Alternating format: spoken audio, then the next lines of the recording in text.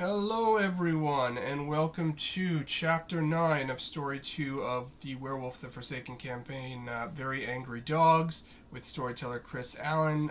We apologize for being a little late this morning. We had to work out some fiddly bits, but without further ado, I'm going to throw it over to Chris to give our little recap and frame this scene for everybody. Hello, hello. Yes, so as usual, reminder, content warning, violence, occult horror, body horror, with extreme likelihood this time of some psychological mental health related horror as well, because of where the pack are going, which is digging into the depths of a prodigious spirit lord of guilt and fear, and his horrible, horrible minions.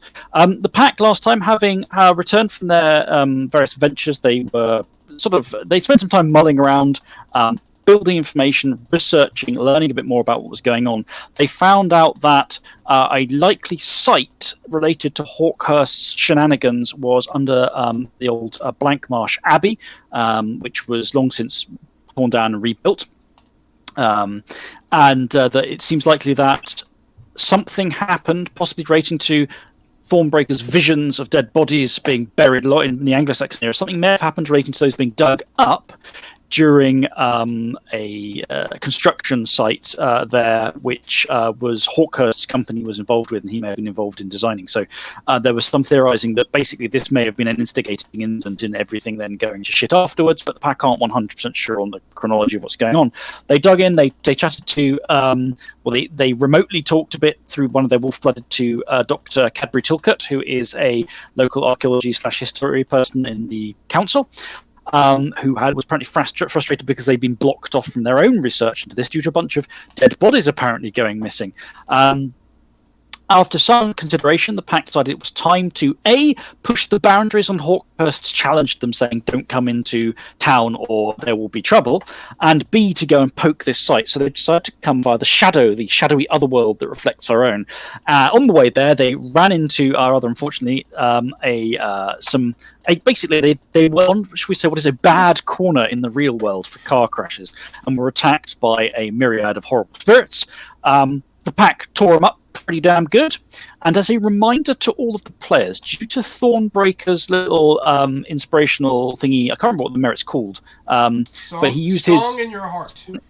Song in Heart, did Song in Heart, which he exceptionally succeeded on. You all have the inspiration condition. So when you use it, you can choose before you make the roll to turn it onto exceptional on 3 instead of 5 successes, and you get a willpower back. That's a one-use thing. You also all have the steadfast condition, which you can expend to turn a failed roll into 1 success. Okay, those will not last beyond the session, so it's worth using them, not sitting on them. So where we left things off, the pack was standing amongst the shredded, discorporating ephemera of the spirits on the corner, the road corner, amongst hedge barricades either side. The pack were pretty psyched up. Thornbreaker had given his inspirational howl. You are partway towards town. And yeah, there's now, I guess, the choices for the pack. Are you going to press on the roads, having torn apart one of the local challengers, and just try and get to the town without further ado, or are you going to basically adjust your course, try and find a way into the fields, and risk the ire of the earth spirits and the shambling things within? What's the pack's feeling on this? Plow on down the road, baby. Keep on trucking. Screw the road spirits. Well, we've kind of. I think that we're the car crash spirits now, Chris. There actually is logic behind it. In that, I think, at least Stormbreaker feels that the car crash, the spirits of the road, probably tried to challenge us. Is how I'm looking at this. As whatever you want to call it, trespassers, what have you. And I think that in Stormbringer's eyes, like, we thoroughly just needed those people, those spirits. So the likelihood of spirits of their kind trying again is probably low. Whereas Earth spirits are like, you couldn't, the car spirits were weak. We can kill you, Yeah. That's my thought on it anyway. Yeah, guys. no, okay. Well, it seems the pack is behind Stormbringer in the general thrust of this. So, on you pad, keeping as low as you can still along the cartilaginous, tarry muck of the road, threading towards town. You come to the cancerous bulge of a roundabout close to, when you have to get on one of the larger roads going into the town proper. You're not going into what we call the new heart, though. You're going into an old part of the blank marsh of the housing estates and developments. So you're able to veer away from the main road passing through town. Which is probably just, just in case, because taking out one challenger is one thing. Going on the main road might be asking for a bit more trouble. And then you are among the shadow of what is essentially suburbs. Not like American suburbs, though. What you have here are semi-detached houses going down the street here. This is moderately passing for a middle-class area. With their little small gardens out front, the buildings are right up close to the road. Otherwise, narrow pavement garden, and tiny little bare garden in front. In the shadow, this place is distorted, higgledy-piggledy. The buildings are roughly where they should be. Some are bulging and overgrown with their own spirit matter. Others are frail, shadowy things. Hidden sins lurk within some of them. Some of them seem ominous and gloomy. Others seem simply rather drab. You are passing, and the gardens out front, again, some of them are these surly, seeping masses that stink and reek, and with something almost acrid stinging. Despite there not being much in the physical world in some of these places, other than people dumping their own rubbish or bits of debris from stuff, there's some of these things are these almost, they stretch too far compared to the real world as these desolate wastelands that stretch. You look at it should be 3 paces, and in fact it looks like more like from the right angle, it looks more like there's 100 meters between the front door and the street. And slumped and dormant on the road are ephemera clumped in the scarab-like insectile shapes of cars. These probably aren't real car spirits so much as motes impressed into ephemera matter. Beneath the lurid violet haze of the sky, of the moonlight, silver moonlight battling through it above, you're pacing through the dark streets. They are quiet. And again, one of the things you've noticed in the shadow, every time you've come into town, is in the shadow it's quiet. Not the dead quiet of the estate where nothing fucking dares come cause you trouble apart from some mad fox spirit, but a subdued sense more of everyone keeping their head down. They're here. Their spiritual life is here, but it's weak. It's not very active. You have a few of these streets of suburbs to pass through before you get to part of the older centre of Blankmarsh, which is where some of these office buildings are, the old council building, Galloway House, and of course your target, the Chiselow building. Now, having looked at the what was on the internet, the screenshots and things of it, it's a late 2000s miserable assembly. It's a block. It's a kind of hollow brick with a thing in the middle.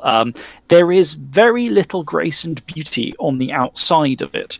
It looks like budget may have been a serious constraint in the pebble dash coatings of the walls. Nevertheless, around the door frames, there's a lot more elaborate stuff, almost like Nouveau Greek work. In the shadow, you haven't seen it before because you haven't been here in the shadow.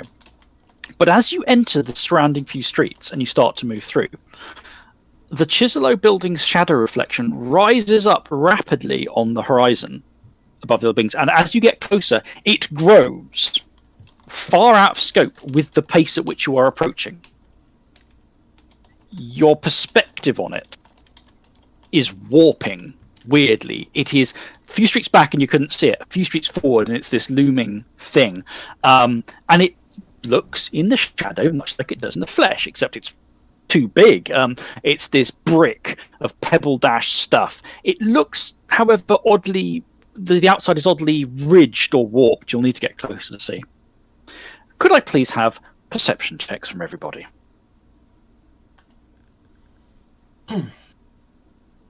Again. Woohoo. Chris, I'm going to be in Urshul form. Same Yep. for me. Is that +3 to perception, I think? I believe so. Yes, I believe we were all in It a is. school Yeah, club, it's to be plus. honest. It's +3 for perception. You're sure. Yes. Exceptional because I have the thing. This is opposed, so it's not just exceptional, it's also Oh. whether you beat the target. But in that case, yeah. I only rolled 2. Okay, yep.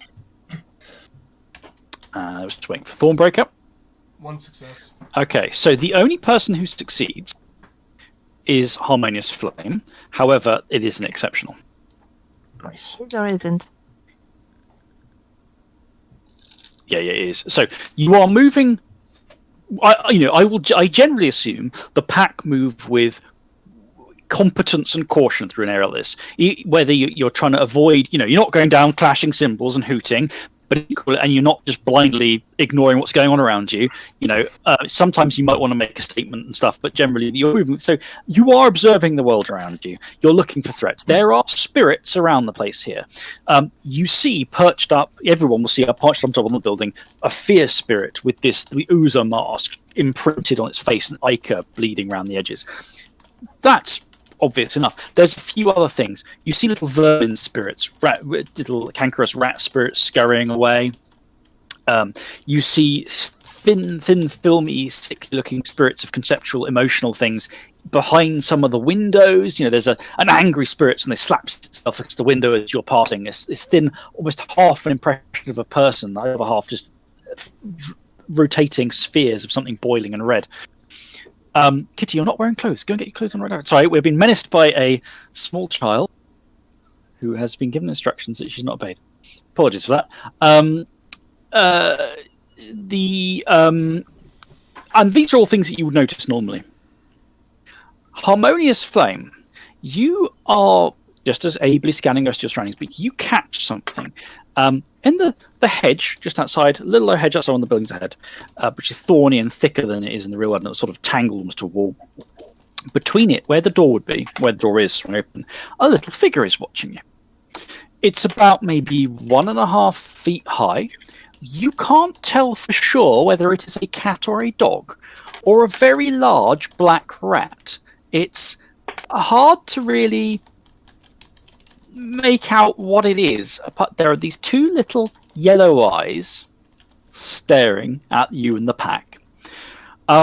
What strikes you about it with your exceptional is this. Everything in the shadow seems more intense. Smells are sharper, vision is sharper. It's unreally hyper-real.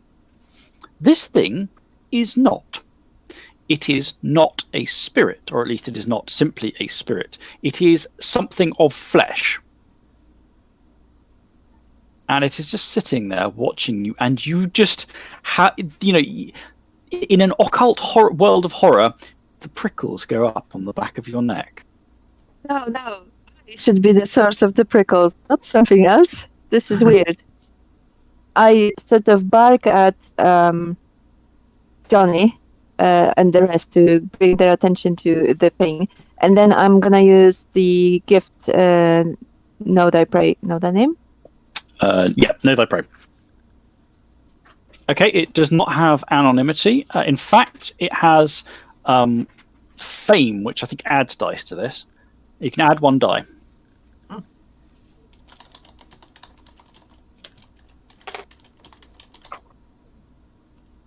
Okay, 1 second, just counting how many dice I have. And once Harmony's Flame's pointed it out, the rest of you can see it. It seemed so, like, if you just look down the street, you wouldn't pay attention to the little cat in a corner kind of thing. It's just like that. You just looked over it, and you can't really explain why you looked over it the first time. It's not hiding. It's just sitting there between the slumbering carapace bulk of a car and the bit of wall. And you can see, yeah, it's not very big. You're not sure what it is. Wow, 1 success from my 8 dice. You know its name is Mr. Sparkles. Sparkles. Oh no. What? We were I assume Harmonious Flame is telling. After she sort of goes, like stifles a laugh and goes, its name is Mr. Sparkles. When Harmonious Flame says this, Thornbreaker growls and his hackles go up. Aren't we told to avoid him? Literally going to go. Who? I don't remember the connection. So Stormberger's like, wait, what? Do you I know there's some remember? significance to this. Actually, I remember something when I was using my moon powers on Hawkhorse. There was some mention about a dog or a cat helping him, and maybe this one is it. So be careful. Be he friend or foe? Or she? Don't know. Oh wait, Did you missed. see us? Oh, it's us.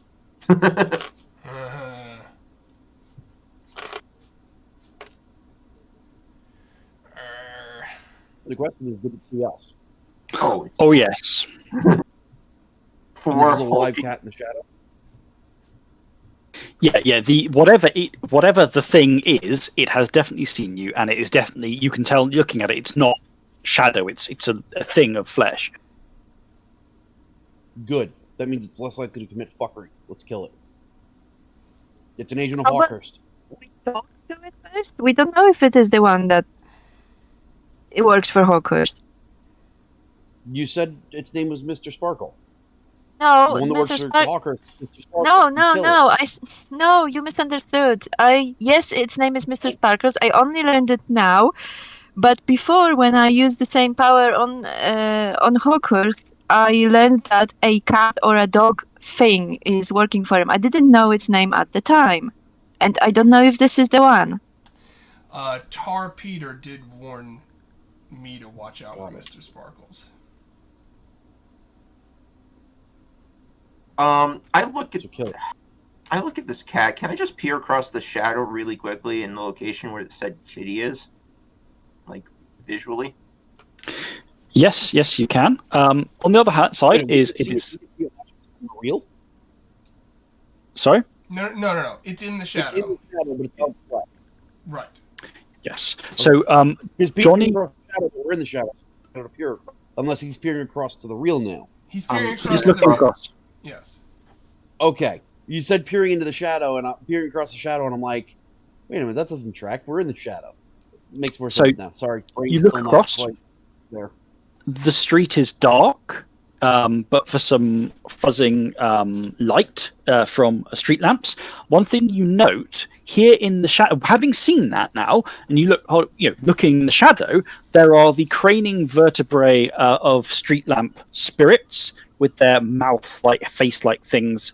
They are all dark in the shadow. None of them are lit. But in this real world, there are these pools of light, and there's someone shuffling along with some shopping bags going home. If you can see a few lights open, there is nothing where Mr. Sparkles is in the flesh. Okay. No, just a thought. Because I remember when we were in the club, I saw a guy with sparkles literally around his head. I thought at the time Yes. that's Someone with strange light for a head, yeah. Yeah, that's who we were referring to, and I thought maybe there's a connection right now. So, I'm just going to say this. While we were in the club, I did see a guy with, like, his head glowing in the club, like, super quick, and then I never saw him again. I don't know if they're related, however. Can we talk to this thing before we attack it? Chris, I got one success. I rolled a Uh-oh. dex and subterfuge. You tell me if you think it should be otherwise. Stormer is going to kind of start sidling over to a more tactical position. Okay. I'm kind of putting myself in a position to retreat, and as I start to move, I look at Harmonious Flame and say, "You wanted to talk. Start talking." And start moving around to cut off its retreat. That's I fine don't as want a it to roll. get away if it's to warn us, but if it wants to warn Hawkhurst or whatever, I don't want it to be able to get away. But I'm not doing it in a way like I'm aggressively moving into position. Sure. This is kind of like one of those, like, he starts maybe like pacing, but every time he paces, he goes a little bit further towards that tactical position. Yep. Okay.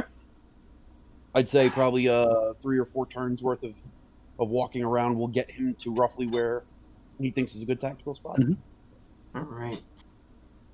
And again, it doesn't, Chris. It's not directly behind him because in Urshul we are very fast. He's doing it to where in one turn he can cut off. Yeah. The So where escape. he is at the front of a building. You've got this row of the terrace and semi-detached buildings. So he's at the front of one of those where the little front garden meets the road. So he's standing he's sitting in the gate. Okay. So yeah, you can basically move further down the street to sort of slightly hook round, try and do that slightly. That's absolutely fine. So Harmonious Flame, what are you going to say? First, I'm gonna look at Thornbreaker and sort of like make a body language kind of. Are you gonna talk to it or me?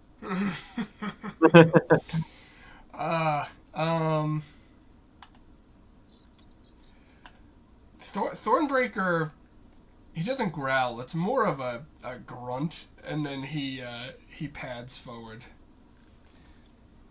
Oh no! And I pad closely King of behind. social roll is going to social roll for us. We're in trouble. Okay. You seem interested, Thornbreaker says. It opens its mouth, and you see the little glint of the little teeth, which are yellow, unhealthy. And it gives the noise, which does not help you nail down its taxonomy, whether it is dog or cat. It gives this sort of strangled yelp noise, not loud. And you realise that it's a thing of flesh. It literally has, it probably just can't speak. It does not have the vocal capacity. And the noise it makes is deeply unsettling. It's not like scary or angry. It's just too. Something's wrong about it. Yeah. If you hear a sick dog that is from a lineage or breed that has been bred to the point well beyond its own health, and then you jab some body horror into it, right? That's the kind of noise, the sickly noise that comes from this thing's mouth. It does appear, however, from its reaction, from the way it's addressing you in this response, like it's registered what you've said. It's not just some random hapless animal that's wandered into the shadow. There is too much intelligence to this thing, baleful intelligence. It's settling its eyes on you, makes you feel like uneasy. Chris, can I roll a wits and empathy to see if I can get what it was trying to express? Oh, no need for that. It was just. It was really just noting. What's the word? Not noting.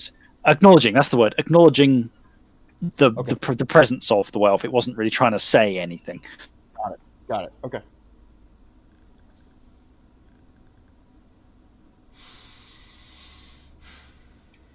It's so black, it's hard to make out some of the outline of it, in the darkness. Got it. I turn to Harmonious Flame and Thornbreaker. I think it's just the cat. Thornbreaker tries an almost honest tact. He says to Mr. Sparkles, "I was told to watch out for you. Of course, that in itself is a bit vague, isn't it? Because maybe watching out for you means you pose a threat to me. Or maybe it means I'm supposed to protect you. Which would you prefer it to mean?" Okay, so it pauses, raises one twisted paw, licks it as if not very interested in what, in disregard of what you're saying. I'm just trying to look at the dice pool for something. Cat's about to ruin our day. Could I have Composure plus Primal Urge roll from Thornbreaker? Okay.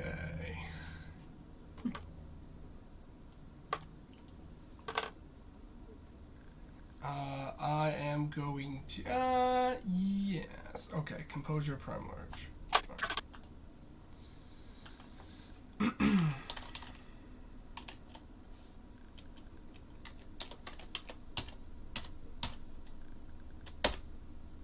Zero successes, but I'm going to use my Steadfast to turn it into 1.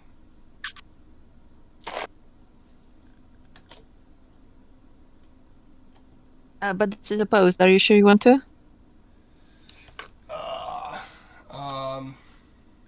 Oh, if it's an opposed Dan, I wouldn't. Because He the might likelihood mi- is, yeah, I don't know that it's worth the risk of wasting it. Basically, Yeah, but otherwise, I am pretty convinced I will fail with 0. So, I'm are pretty you using convinced. steadfast or not?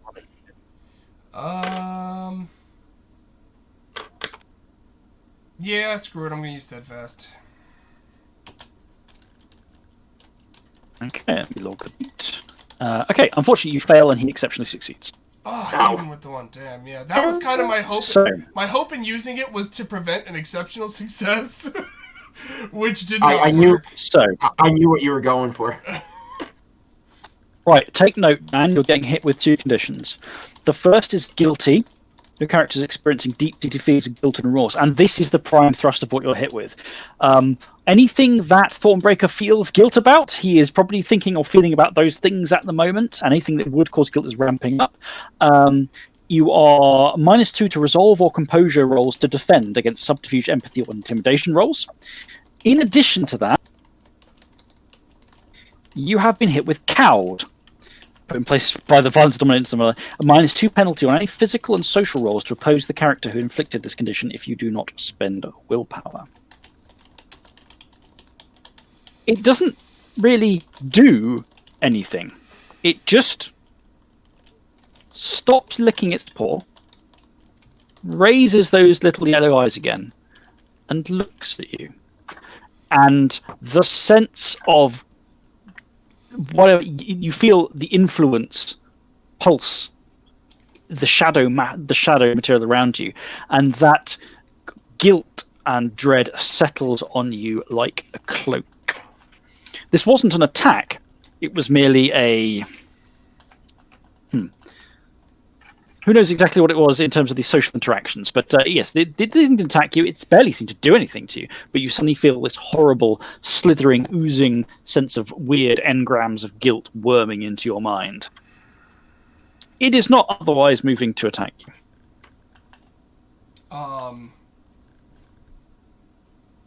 So Thornbreaker specifically turns to Harmonious Flame.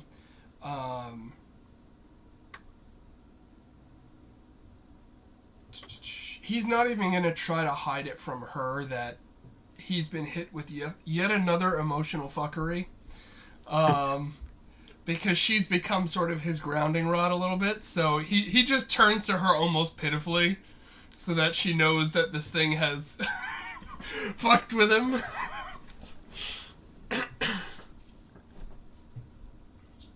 Yeah, you see your packmate literally almost recoil. You sense on the link as well. That sense of he just looks suddenly like the body language shifts, like it looking like that fucked up cowed wolf roll on the proud gibbous moon.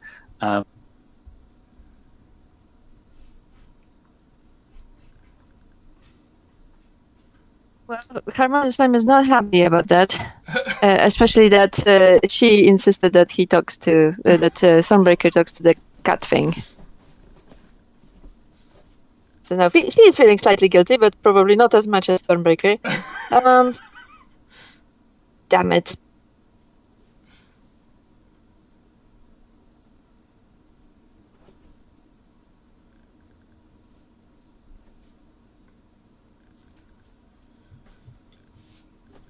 I lost her. Following her blood, she looks around for the alpha in this group. He's paced off slightly. He looks So I'm going to look at her. Obviously, I'm watching the cat. Because I told them, you said you wanted to try this to do this your way. I'm saying fine. This is an acceptable approach. Let's do it. Ag, what is the expression on the wolf face of Harmonious Flame? The expression in the body language is like something unexpected happened. Help make a decision. Communicate. Okay. Oh no. y'all are turning to me. I'm gonna do this my way. Like, sorry guys. No offense. I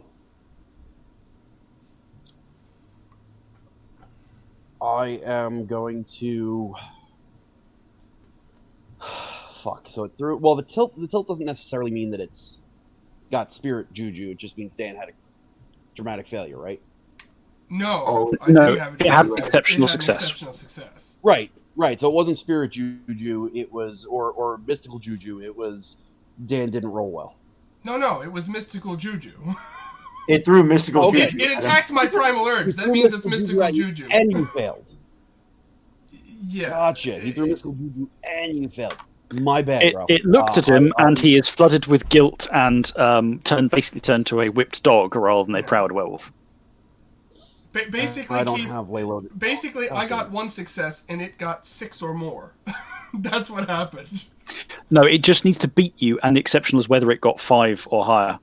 Oh, at all? Really? I didn't know that. I thought Yeah. you You can beat the other guy by 1, but you exceptionally. Gotcha. Okay. Right. That's why Ags was an exceptional on 4. Gotcha. But it did also get more than 6 successes anyway. Oh my god! He did say, "Watch out for Mr. Sparkles."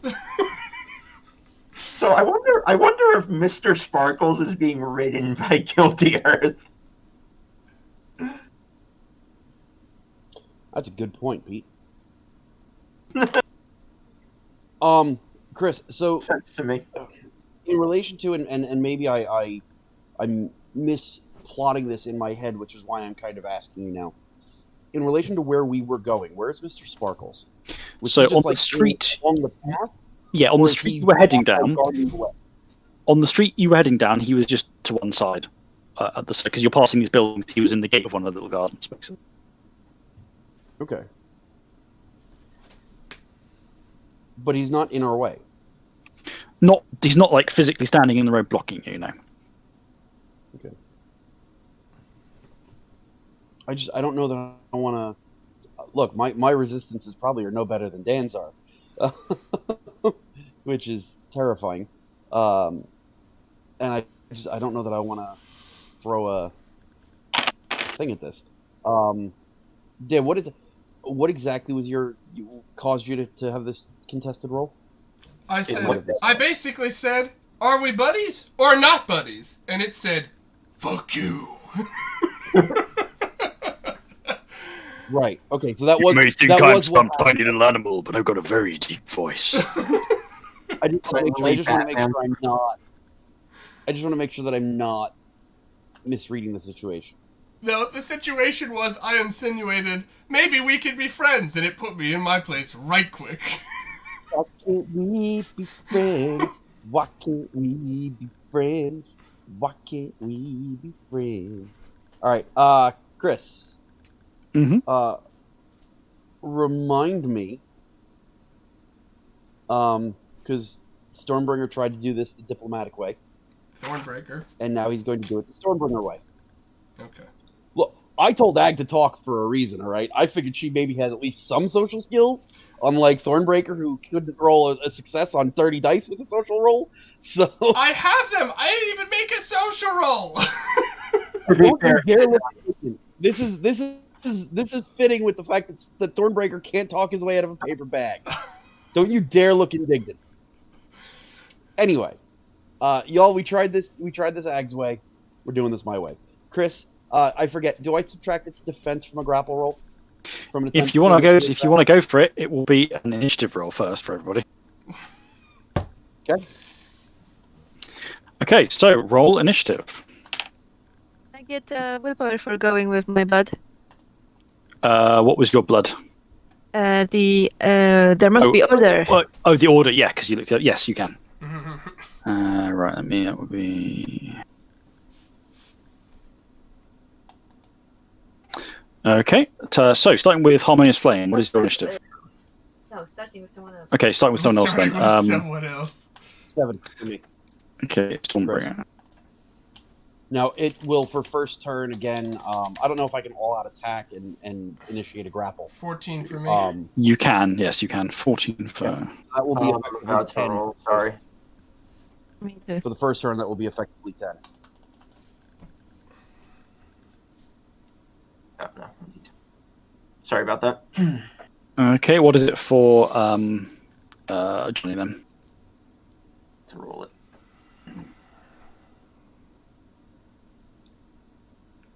Nine. Okay. I really need to beef up my. Dexterity. How are you all like +7? I got 3. I got 3 dexterity plus 2 composure. That's +5, and then Ursula form gives you +2. Wait, you had your wits and your composure? I thought it was the higher of the two. No. No, It's dexterity, Dex plus composure. Dex plus dexterity composure. plus composure. Oh, my bad, Chris. That is a base 10, effective 14 for the first turn. I've been nerfing Okay. my roll.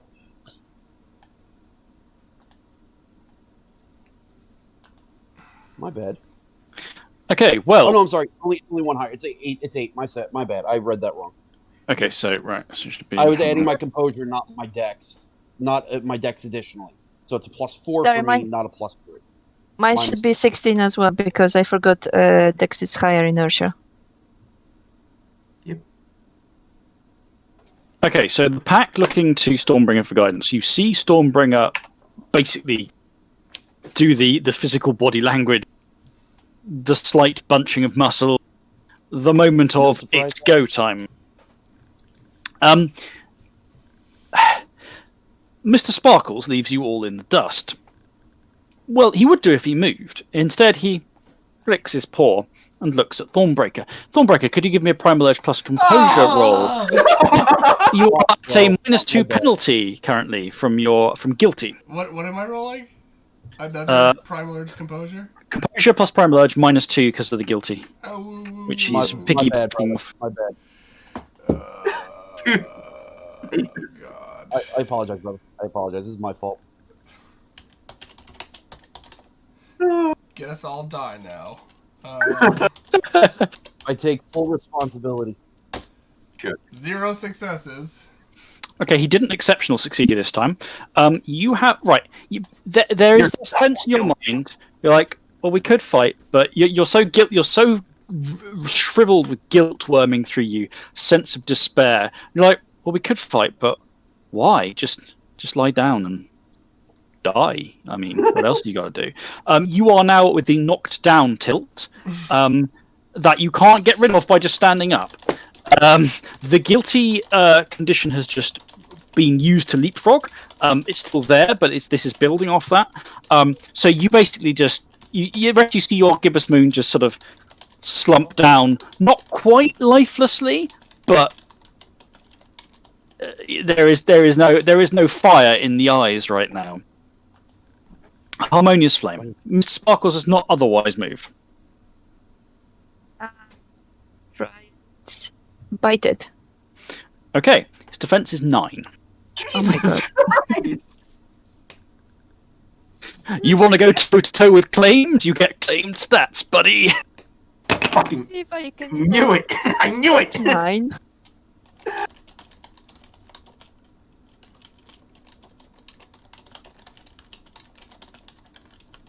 Knew it. Well, that's gonna change a few things.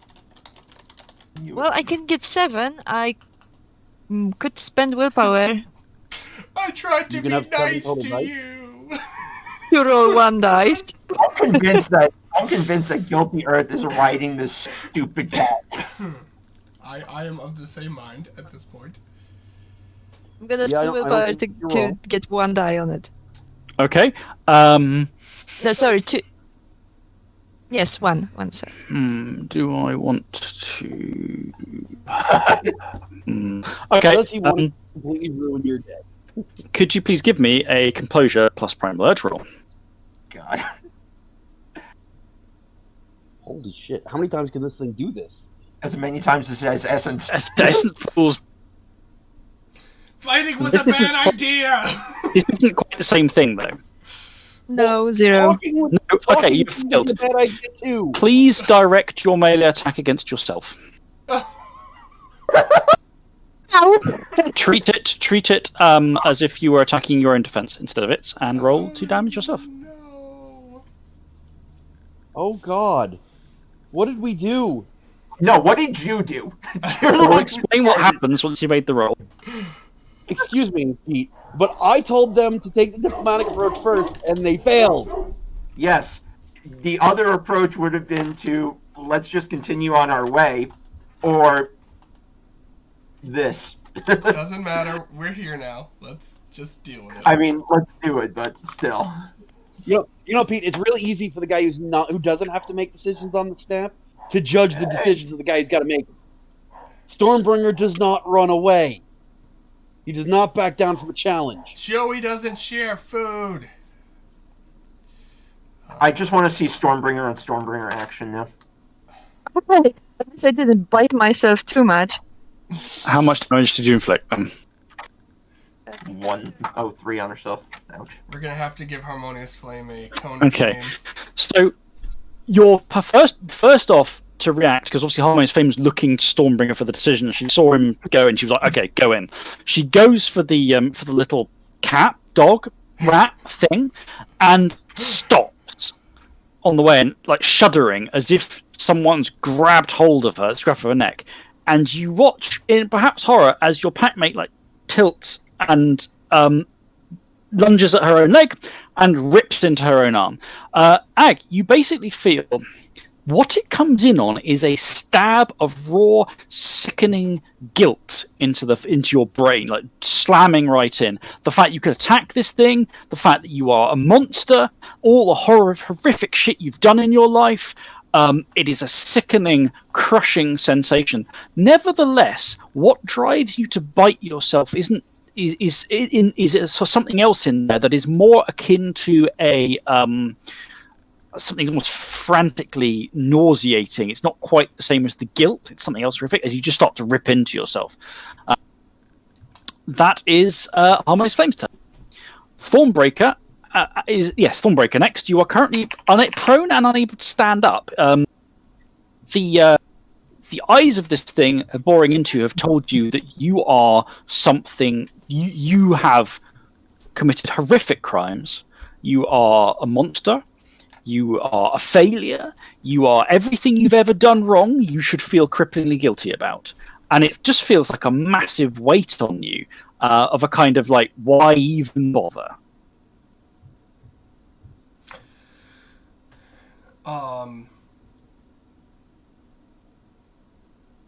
So can I not do anything? I know he can't get up right now, but you can crawl.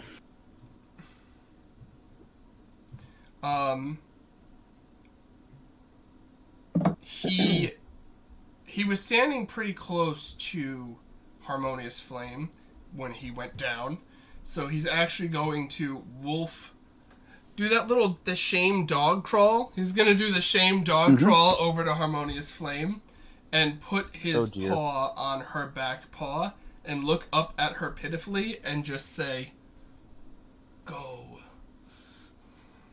Okay, give me a presence plus persuasion roll.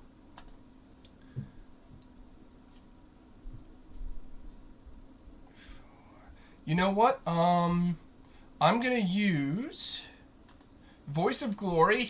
Knowing that he is pitiful and worthless, he's going to try to draw on Mother Luna's strength here, call down the moon's strength to find that urge to tell his packmate to flee. So it's gonna be 3. And you said plus persuasion? 3, 4, 5, 6, 7. Okay.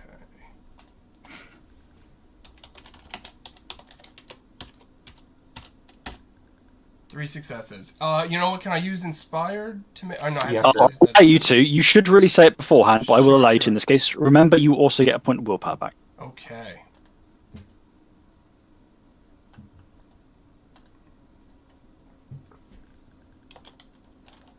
Okay, so you tell her to go. Looking to a packmate rather than yourself and breaking the sort of internal barrier to take that effect, the guilty condition has also just resolved. Ooh. You are still cowed, but you are no longer because it happens by your action. You can't then get over the tilt. You are still prone, but you no longer suffer the knockdown tilt as a thing that's slapped on you that won't come off. The guilt and knockdown are sort of have lifted. You still feel sickeningly, this weight on your mind from the presence of this thing. It may not have touched you, but it's effectively put a giant metaphysical hand on your skull and gone squish. But your words and looking to your pack have broken the grip of its solipsist self-hate. Equally, Harmonious Flame, you are no longer trying to chew chunks out of yourself, and the exceptional success will give you a condition that is a bonus, a +2 bonus to dice rolls to resist Mr. Sparkle's powers for the scene. I have a thought. That was, let me check. Thornbreaker. So Stormbringer. You've seen one packmate lunge forward and then start tearing into herself. Another packmate sort of crawling on the ground, desperately like, no, go, run, save yourself, kind of thing. And that seemed to have snapped her and him a little bit out of it. Mr. Sparkles is still sitting there, looking. Son of a bitch. It's your action. Okay, so excuse me. Sorry, a little bit of phlegm. Long day yesterday. I am going to. So, remind me again, Chris. With communing with our totem, he just kind of knows when we're communing with him. Generally, it's not sort of that. It's from a narrative point of view. If we haven't dictated specifically where the totem is, he can very conveniently be present if needed. Okay. So I see that this thing turned Thornbreaker into a whimpering little pup, and Ag went crazy and started chewing on herself, and then when they connected, that kind of all stopped. Right? That's the visual I got. Yeah. Okay. Stormbringer is going to reach out to Unconquered Raven. Mm-hmm. And ask him if he can bolster the pack bond. Oh, we lost. Basically, make us give us that connected feel. Oh, she's back. Yeah. Okay. So I think you sort of give that pulse to the totem of like. Yeah, you give that pulse to the totem of like, back us up here. Essentially, give us your support. Let's have a think. How would be the best way to represent that? So yes, let me go. Just making. I'm just thinking we have the thing. He has the thing where we get bonus dice on teamwork actions and whatnot, and he's all about being a stronger warband. I'm trying to tap into that connection and have him, even if it's just as a temporary bolster of that, to where we don't have to keep grabbing each other to break this thing's hold on us. And instead, we all feel like we're one instead of being this way. And again, temporary effect. I'm not looking for this to be a permanent thing. No. Now, interesting, there's a couple of things here. First of which, you remind me of saying, remember pack dynamics. Mm-hmm. When you're using resistance rolls, when defending your pack, they are currently one higher than they would be, I believe. Correct. Because of that. So when you start backing each other up, that by default will give you an extra die. Now, the other thing that happens is you reach out to your totem for support, and your totem activates his influence. You are aware of the shape of the raven overhead, casting down something like a banner of battle, and it's not necessarily much because your totem is not horrifically powerful, but he activates his influence. You are now all going to be getting a +2 bonus to resist the rolls of Mr. Sparkles, with the caveat that it's specifically around things of you acting like a unit to battle him and work together, which is everything at the moment. It's not just a general power. He can always give resistances, but in this case, because of what Mr. Sparkles is doing, he can. Okay. Is there a mechanic for basically... I'm going to kind of give like a short little nod to Johnny, if he's paying attention. I am. To attack essentially, like I'm going to come at it from the back. I'm going to jump at it as Johnny jumps at it at the same time to hit it at the same time. It's the defense downgrade effect that is automatic anyway, so that's already in there. You can create potentially unique pack tactics around that, but there's nothing by default in that. So, but what it will do is it will drop its defense by 1 for Johnny to attack anyway. Yep. Okay. Oh no, I do have an idea, and I don't like doing this. Closer than you think, right? Mm-hmm. I'd like to hear your idea. You have a better attack pool than I do. I have to look. Right. Can I use closer than you think to go ahead of you, and then you get the better pool? I don't think so. I think I moved myself right before him. Oh yeah, no. I moved myself 1 point higher than Keith. So you can now use closer than you think to do the setup attack for Keith. Right, okay. Yep. So if that's what you're happy to do, Johnny, you are closer while the cat is not expecting. Suddenly, out of the blue, out of the dark, comes the flashing jaws of Johnny. Johnny, could you give me a Primal Urge plus Composure roll, please? Yes, I can. Do I get Please all note. these nice bonuses? 1 bonus die from Pack Dynamics, 2 bonus dice from the war influence your totem is currently projecting. All right. And that, sir, is why I'm the general. So my composure is 2. That is 3, 6d10.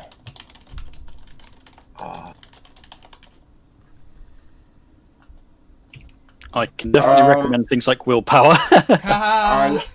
I am going to spend the point of willpower, and I'm also going to throw in the inspired. Yeah, buddies.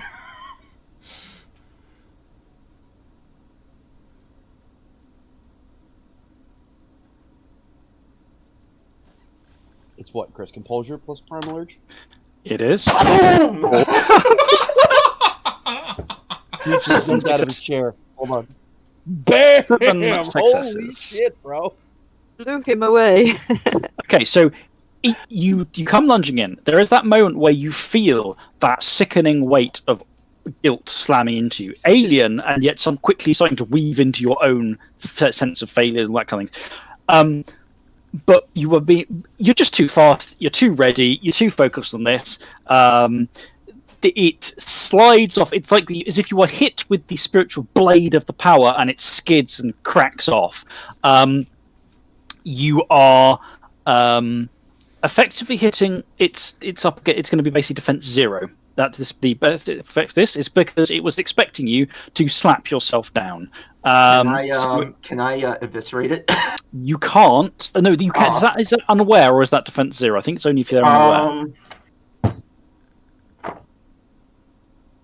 Yes. It's a shame that I can't eviscerate it. Oh man, that would have been beautiful if I could. No, it was aware, but no. Is it surprised technically? No, it's just got defense 0. So that's the benefits, but you are completely unaffected by the urge to start ripping yourself to pieces in a frenzy of guilt and self-loathing, and instead it's just like caught completely blindsided. So, Johnny kind of going into his monster blood, he's like, let me show you who the monster here is, as he goes in for the bite. Well, hold on. I'll only say that if I actually deal damage to it. Yeah, if you come and look. Otherwise, it's just lame. Big old lick. I know you just need some love, little spirit. Let me love you. 4 successes. Okay, tell me the total damage. 6 damage total. Okay, well, it's not very large. Its health pool is not that long. You lunge in, you get the neck of this thing, worry it, something snaps, toss it down, and you kill the claimed body pretty easily. Drop it down. There is a horrific moment as the spirit that has been claiming it disentangles with it. And the nauseating wash that comes off it is this sense of something really vile. There's a lot of pain in there, but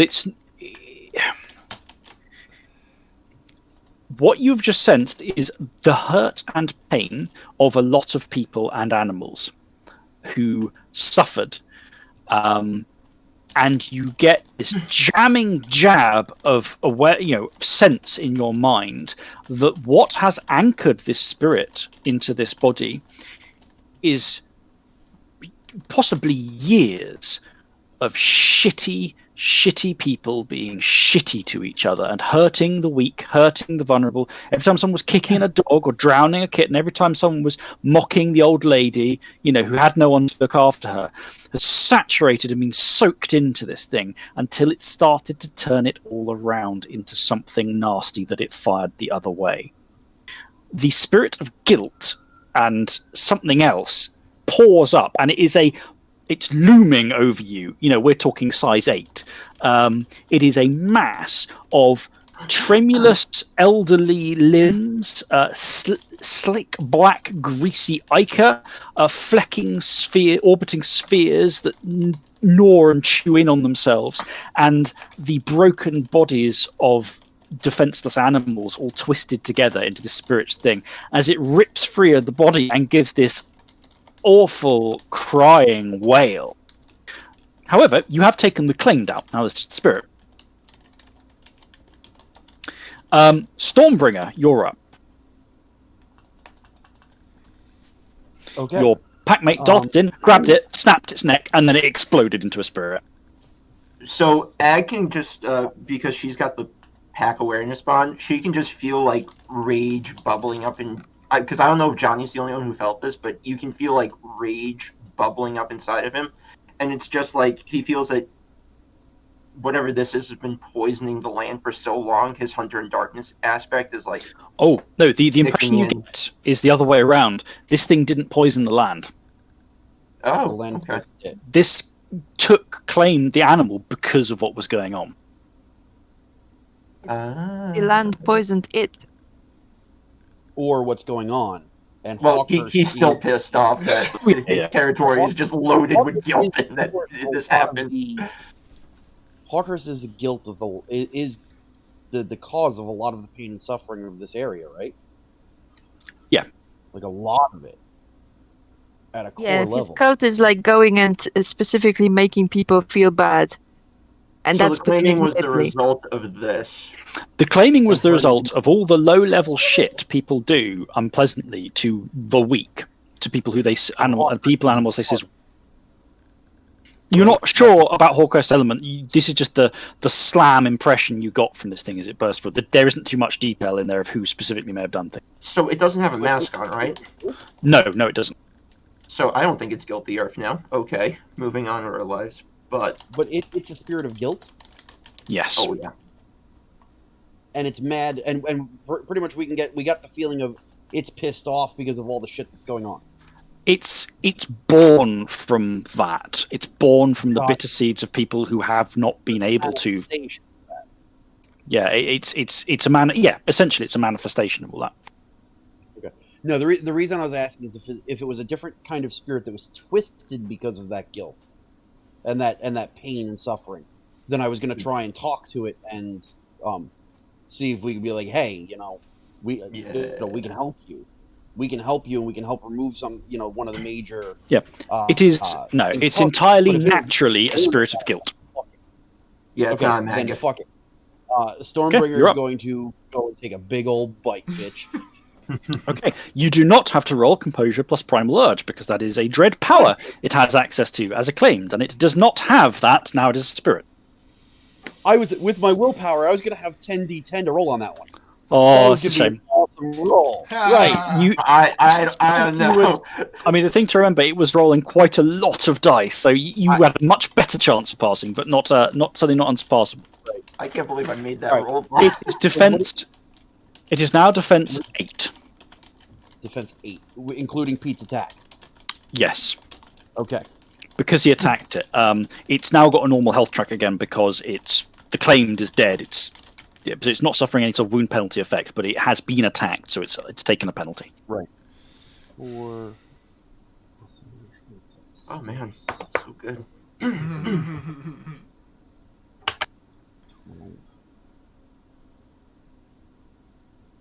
So who hasn't used Inspired yet? Keith hasn't used Inspired yet, and Ag didn't use Right. Inspired yet. I used Inspired on a roll You where I did did 7 use it by the successes. end of this scene, just this session.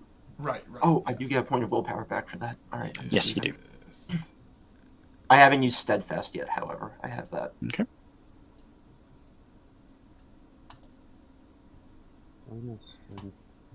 Okay, Killer's Instinct is the lead again. Yep. Dan, quick question for you because you're good at this kind of quick math. Is Killer Instinct, which gives me 8 again, or Primal Strength the better gamble on which will give me more utility at this point, at this juncture? How many dice are you rolling normally? I will roll without a who's it? Without using a willpower, I will roll 8 against him. With using willpower, it will be 11. If I use Primal Strength, it will be 11, and then could go up to 14, or it becomes 8 again. Use the 8 again. Okay. So I'm going to activate Chris Killer Instinct. Yep. I'm going to spend a willpower. I'm sorry, it's higher than that. It'll be all out attack is what? +2 dice? +2. +2. Okay. So I normally have. Sorry, I got to do math again. Sorry. 6 plus. You're at 11 13d10. plus 12, and then an additional 2 for that.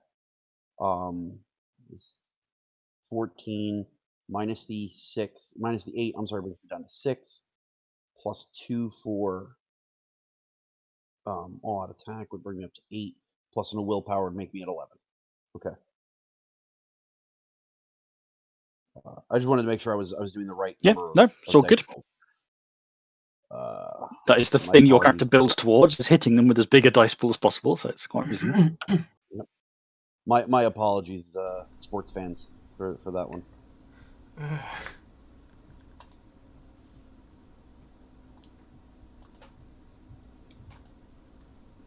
3 successes. Okay.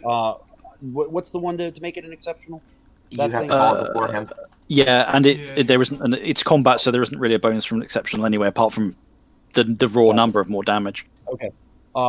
So I get that. So and I have living weapon, which makes it an additional +1. Yep, on top of your 2 lethal if you're biting it. Yep. So it's 6 damage, and then I'm going to initiate the grapple.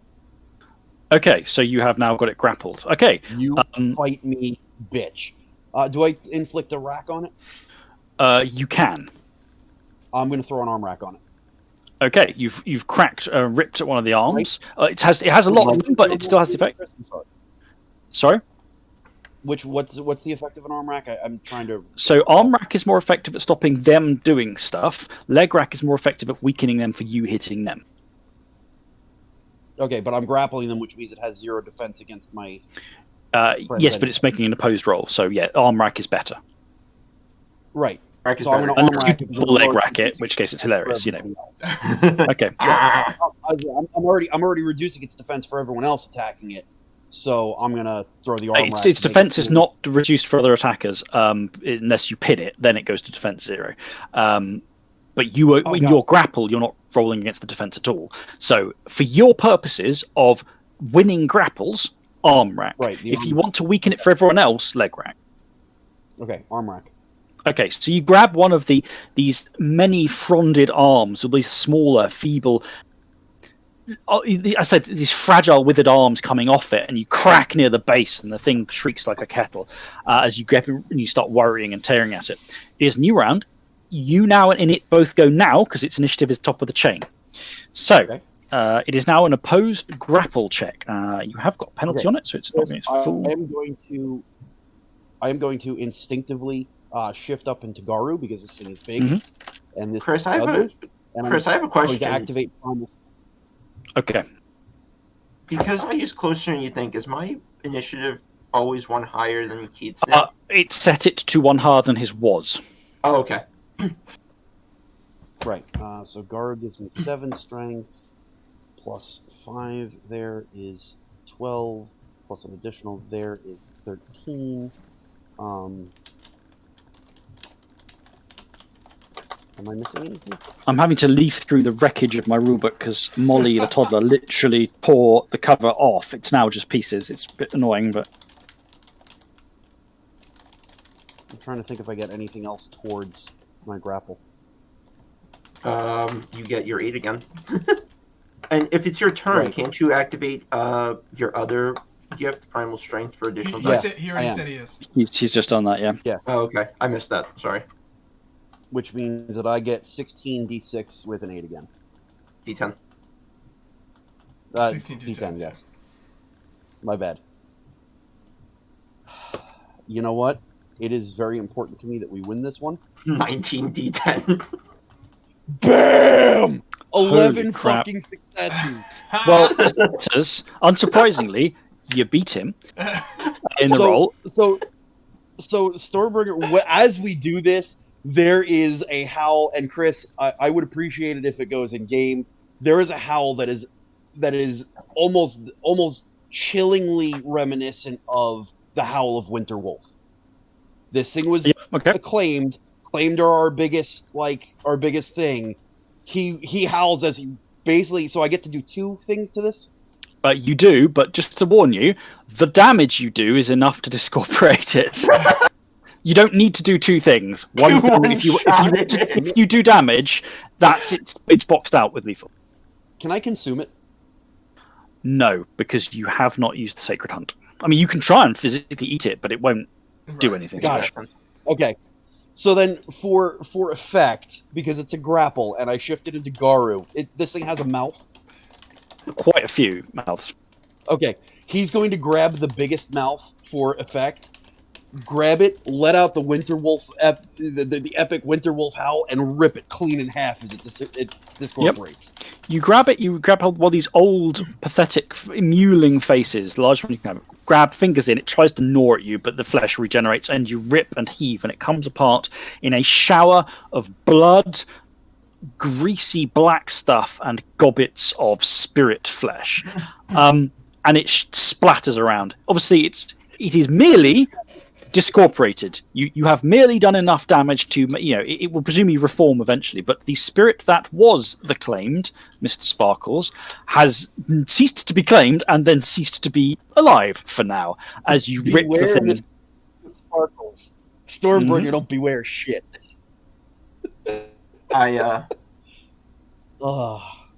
So, Formbreaker, the coward immediately lifts on you. It doesn't resolve, it simply ceases. So that impression, the weight of guilt on you from that was lingering from Cowed is now gone, and the air is literally fuzzing and seething where it was ripped apart, with the sheer amount of essence that was in it basically burning out and evaporating. We can't absorb any of that essence. Nope. We didn't have a Sacred Hunt on it. Flame's gonna sort of nuzzle Thornbreaker reassuringly and push him up a bit so that he can get up. You are aware briefly for a moment of a very large shadow overhead. And for a moment there's that sense of, how even if you're a big bad wolf, there is that element of, there's a very large predator overhead. This could be bad. When you turn and look, the only thing casting a shadow is your totem, and you cannot see how exactly it cast the shadow, but it was definitely its shadow. For a moment in that victory, your totem's shadow, with it throwing all that war influence into you, became all-encompassing of the scene. It's settled again now, and your totem is perched on the eaves of the shell of a spiritual building, watching you with glinting feathers. But for a moment, there was a surge in power. I shift up to my. I shift up that to ended up being an overall roll of 30 dice. Yeah, that's gross. I shift up to Dalu form just so I can talk better, and I was like, and I turned to the Unconquered Raven. Was that your true form, even if for a moment? No, that was an impression. I am the form you see. I am what I am. I meant what you once were. I apologize. When you... I cannot... much is lost to me in fragments of what I was. It is an impression. It is a... This world is made of impressions. I do not know how else to explain it. I understand. Chris, while we're just real quick, while we're here, is it possible to mark territory? I mean, you can do it the typical way of a wolf, of rubbing yourself up against stuff and having a piss on things. There are ways to more ritually do it. There are ways. Obviously, some wells will carve like glyphs. So it's also possible to do it with some gifts, or to go around and literally, like, one of the things is, a lot of totems use their pack. A lot of packs use their totem or a glyph that represents them. They will mark it or leave totem representations around. So a pack such as yours might make little birds and hang, or make little scarecrow type things of birds and leave them around. Right. And this is our territory, right? Yeah. Yes, I mean, obviously Hawkhurst would differ, but Sure. you've claimed it with the right. Can I carve into the wall of the spirit of the shadow the eye of a raven with a lightning bolt through it? Yes, you can. When you claw it in, the brick, obviously, which is spirit stuff, like writhes and mules, but settles in subservience as you carve the path. These things are simply dormant motes as you carve them off. I'm sorry. Off that roll, Stormbringer's just like, yeah, this is where we're memorializing the fact that spirits got shit on us. A moment later, there is the fluttering of wings, more wings. And then he's going to drop $100 after doing Several shapes sort of fall out the sky from the surroundings and land around the splattered area of dead Mr. Sparkles, both the physical corpse and the spirit matter. Three small, what appear to be crow spirits. They look an awful lot like the Corvus Invictus, except they are slightly more twisted and mutated, and they aren't metal tool. They are just like representations of birds, have landed, and they eye you with these mad... in the glass nest? They are not Hrafnir. The Hrafnir are also war spirits. These are just crow spirits with little beady glinting eyes, and one of them has 3 legs, one of them's got too many wings, one of them's got 2 heads, and they land down and they eye you, and then they start hopping closer and pecking at the ephemera and the shredded guts. So we're talking shift up to what? So as Harmonious Flame helps Thornbreaker up, he for a moment presses his body up against hers and nuzzles her back, acknowledging the support. Aww. Go on, Egg, sorry. I just wanted to get that out before you moved on to the next thing.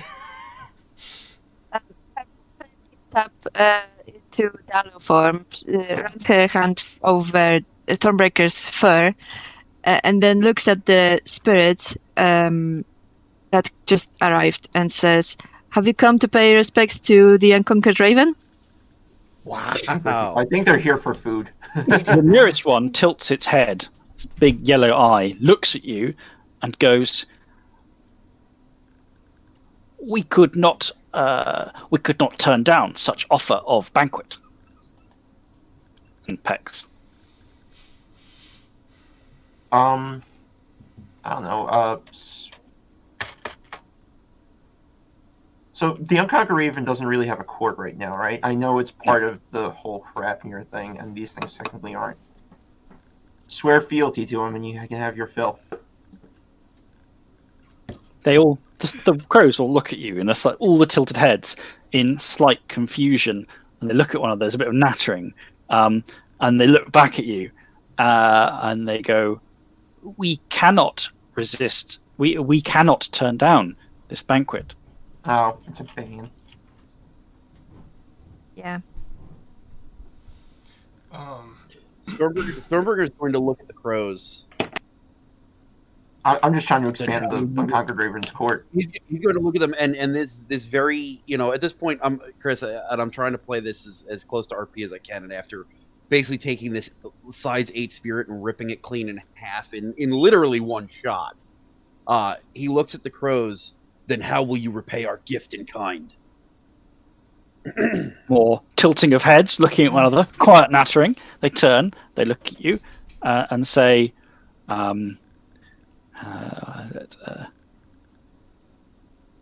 they're clearly struggling with whatever concept you're putting out there. Gift repays gift concept. Yeah, they look, they twist, and they go, we cannot reject, we cannot turn down this banquet. As if saying it the third time will make it make sense. And then the one with two heads says in eerie stereo of itself with its two voices, so caws, and then goes, you should ask the steward of such plenty. And it looks up at the Unconquered Raven. I look up I at look the up at Unconquered the Raven. Unconquered Raven. Chris, for awesomeness purposes, can the Unconquered Raven be perched on my shoulder? It will flutter down at this point and land on your shoulder. And it says, Excellent. I am your totem, your war banner. Your kill is under my auspices. Therefore, they see me as the provider. Then what will they provide us for our gift? They are meager little things. Meager little things can provide eyes. They do not yet. They do not conceive that they have. They are following their nature. They do not conceive there is a transaction, despite the fact that there is one. I nod. I see. They are too small. They don't understand. They will follow my banner now. They do not understand that, but it is what they will do. So, all right, they're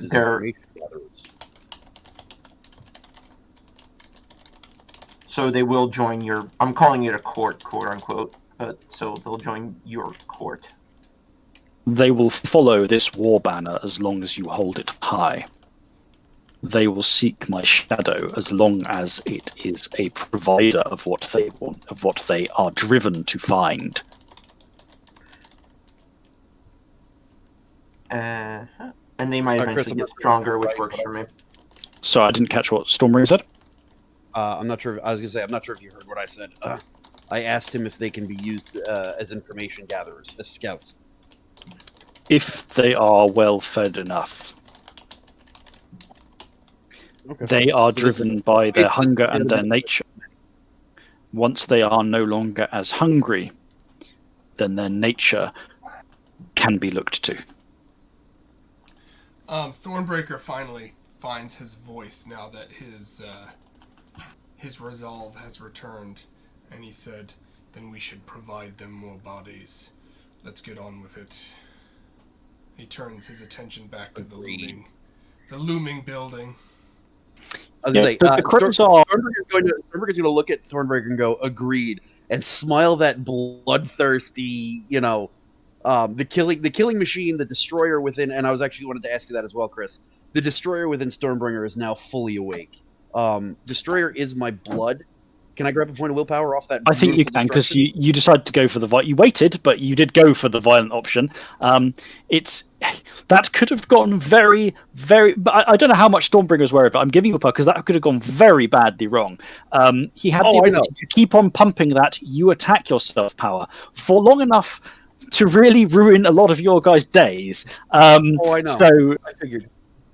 Johnny 7 successes. Fucking hell, that broke his defense essentially. So you know that Stormbringer's instinct is to follow the destroyer and to break first. The fact that I asked them to follow the diplomatic option first, would that be giving into the cub, which is my bone?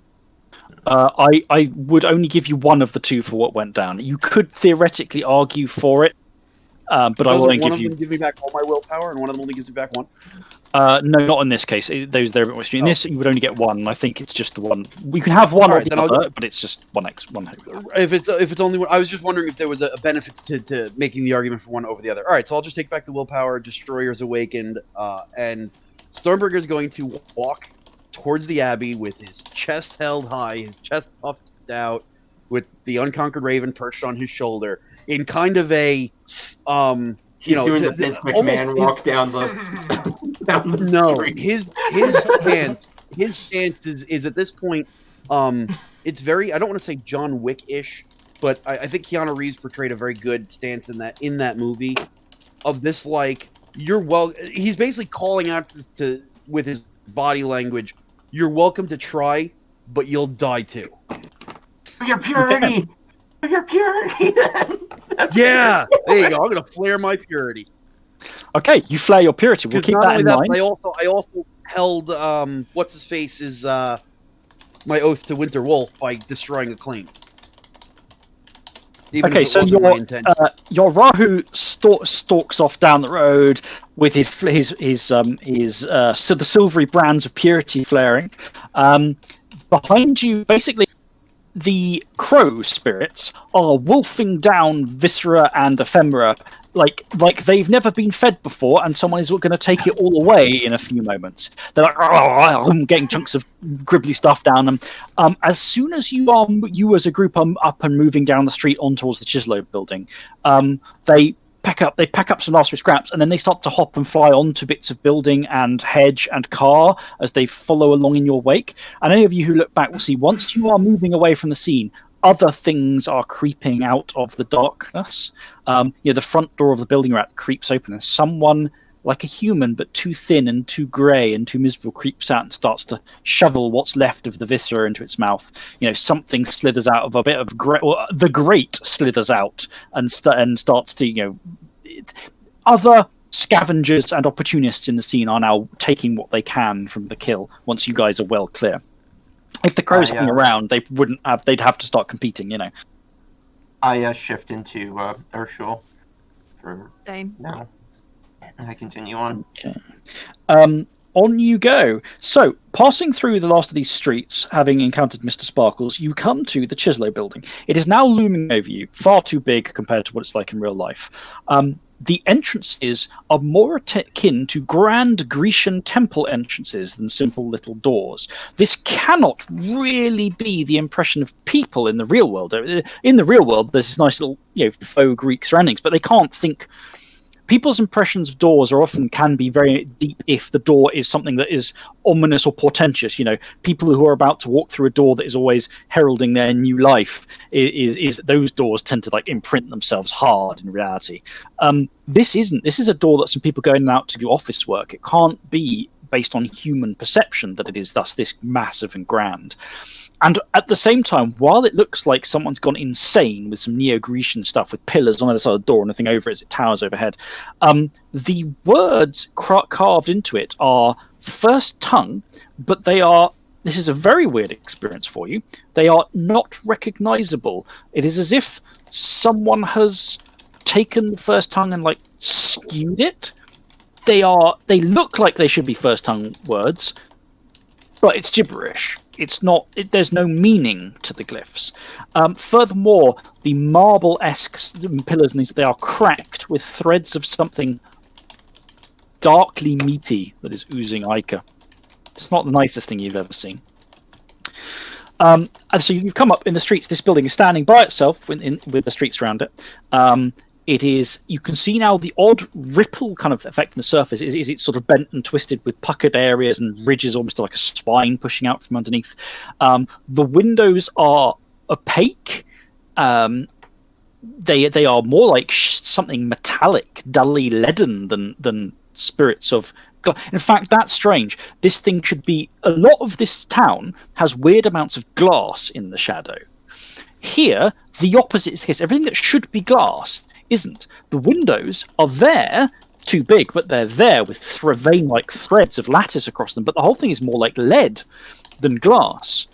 There's a light over the door. It's like a spider thing with its legs buried into the thing. And instead of a little glass bowl, it is a dully gleaming lump of something leaden. As if the glassness has simply been leached away.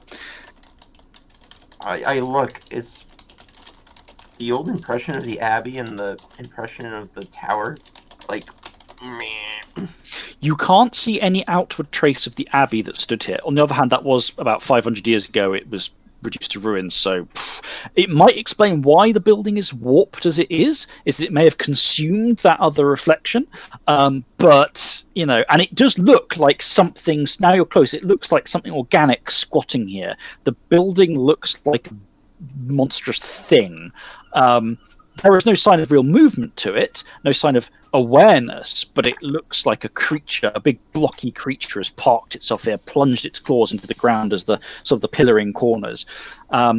It's just that the Grecian entrance is wildly off base with the rest of it. So you're at your theoretical location. From the outside in the shadow, there isn't really a lot to see. Guess we go in. Stormberger's going to walk right in the front door. Okay, so you approach this front door. Again, the door is too... chest puffed out, bring it. Yeah. The door is too big because the entranceway is too big. In reality, this is a perfectly normal door. You would go up, you would open. This is a grand and rather ominous entrance. It is about 15 feet tall. No, it's 18 feet. As you get right up to it, the perspective is warping, it is growing. The door itself is... this slightly meat-threaded marble-esque matter of creeping in from the edges, but the central parts of it is like a carapace that vaguely resembles varnished wood. And you can see towards the center the rough impression of the shape of the real door with this little ridge and stuff, and a knocker hanging there. The knocker itself is this twisted, almost coral-like twist from a bulging thing that in the real world is a little brass knob. Here it is a face of brass, pushed out, impaled with the knocker. It is a very large door. There is also no apparent lock or otherwise, but it's. I assume so. One thing to note is that the knocker is roughly placed on the door where it would be if the door had been scaled down to human height. But given it's 20 feet tall now, you're really close. You can't actually reach it.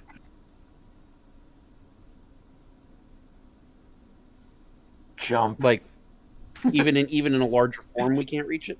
I mean, it's the knocker is 15 feet in the air. Okay. I'm gonna. What do you think, guys? Should we push on the door and just try and open it, or should we knock? Honest question amongst the group here. I don't know if Ag's Stormberg is actually going to look. Should we knock? I don't know if Ag's got the essence, but can you control the building to start opening doors up for us? Could. But if the spirit is awake, it will try to fight it. Oh. I guess we could be nice. I don't like announcing myself Chris? typically. Well, the problem is we're going in on somebody else's territory. Hold on, Chris. Sorry. I'm holding onto that roll for a second. The action does not change. It's whether or not I take the action. We're walking into something that we don't know, and we can either push the front door in, we can try and find another entrance, or we can knock. Thornbreaker grumpily, in her shul form, says, "I'm not talking to it."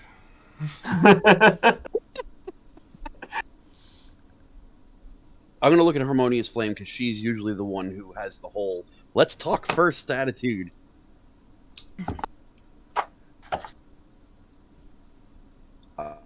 I can't hear a word you're saying. Can you hear me now? Yes. Yes. Yes. We came here to find information. Are we expecting there to be something to fight inside?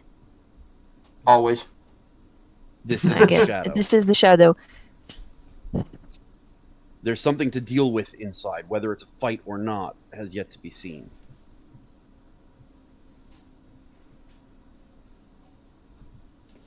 The most polite way would be to knock. Okay. When after she says that, Chris, I got 3 successes on a strength and athletics roll. He's going to kind of do one of those push off the door frame to jump to get a little extra elevated height and grab the knocker and do a big swinging. You have to kick off pull. It takes a couple of goes, and then you grab it and you do the swing and bang and drop down. The eyes on the face, the brass face, sort of pucker open with little splashes of ichor. And you see that each eye has been gouged out of spirit matter. And the knocker, there is no, obviously, it shifts slightly in expression, a rather pained look.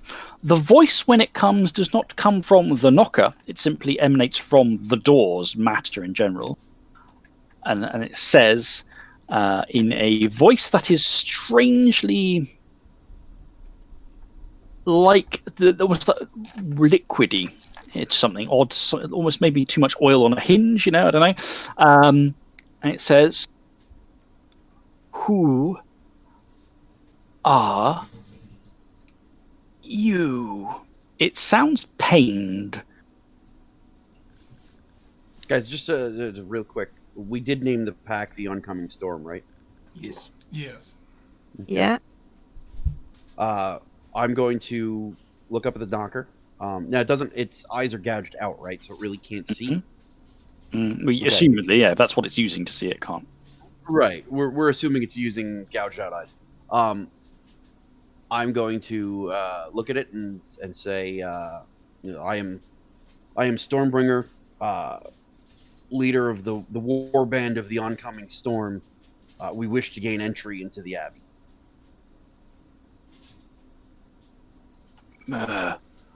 You are the oncoming storm. You are the mongrels who have claimed this place, but you are not my master. If I open, I will be punished. You should go. If you open and allow us entrance, I will personally guarantee your master is in no condition to punish anybody.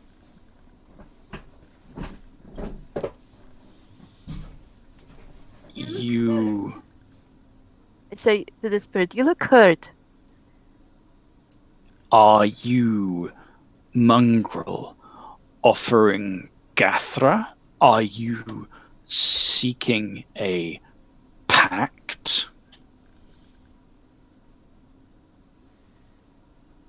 Yes.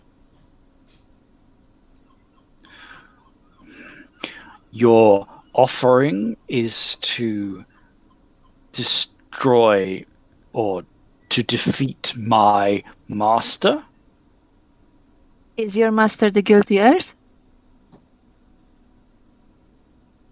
Or is it the architect? It is the Gildan Oath. It is the sins buried deep. It has its grasp choking me. But mongrel, if you fail, I will perish.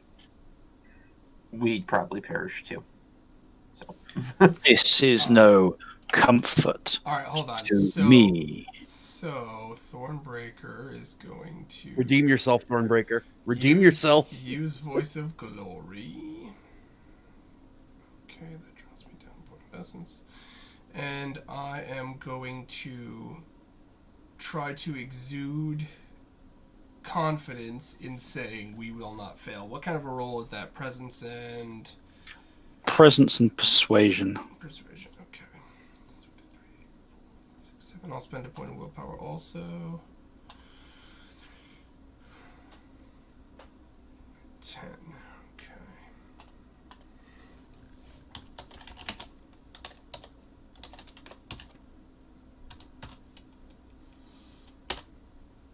Three successes. So Thornbreaker just looks up at the door knocker and says, "We won't fail."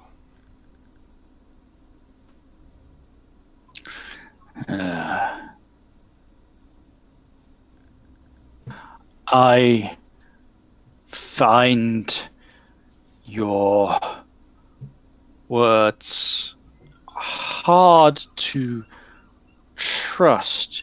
They are strong with your fire, but the guilty earth is cold as the void. I fear its ice will smother your embers. Hold on, real quick. Oh, Its sorry, servant, Chris. its servant, Mr. Sparkles, certainly tried. The Tormentor. We defeated it recently. At that, the Stormberg is still covered in the viscera of the Mr. Sparkles, right? Yep. I'm sure. Well, no, yeah, it's mostly evaporated by now, apart from a few dregs. Stormberg is going to look at the remaining viscera there is, and say to the door / knocker, I'm not sure who we're really addressing, I wear what remains of Mr. Sparkle. That is power. Now, Chris, real quick, I just wanted to clarify what we know. We believe that somehow Hawkhurst has enslaved Guilty Earth into marking him and the other way around. or do we think Guilty Earth is playing Hawkhurst? Your last theory, I believe, was that Hawkhurst is not fully cognizant of the Guilty Earth. The Guilty Earth is handling things on the shadow side to buttress Hawkhurst. But Hawkhurst doesn't necessarily understand the Guilty Earth's existence. Okay.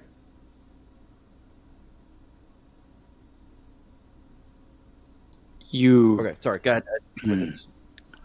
For such a task, the Gathra must be greater. To open seems to you as a little thing, but to me it is my everything. I exist only to obstruct. I exist only to open the way.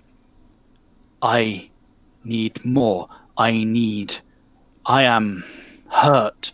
I must have essence, but there is more than that.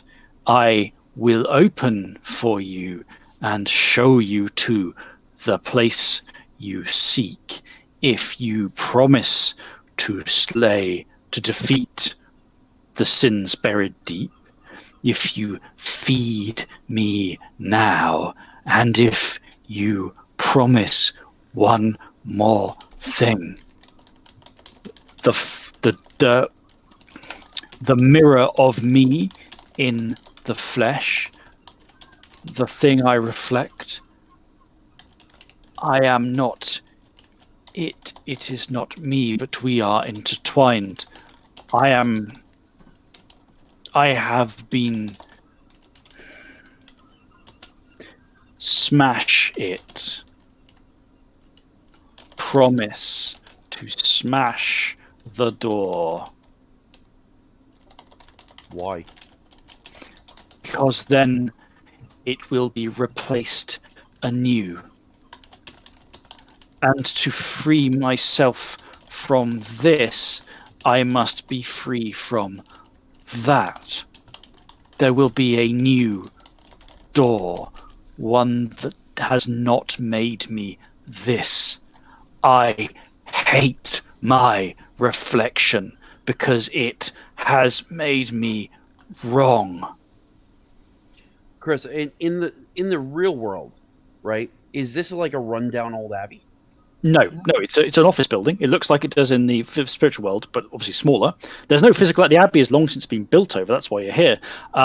It's a rather dull, pebble dashed, 4-story tall office building.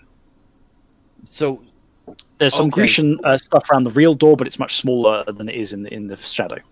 With a door with a knocker. building or the door? The door. The door. Specifically the door.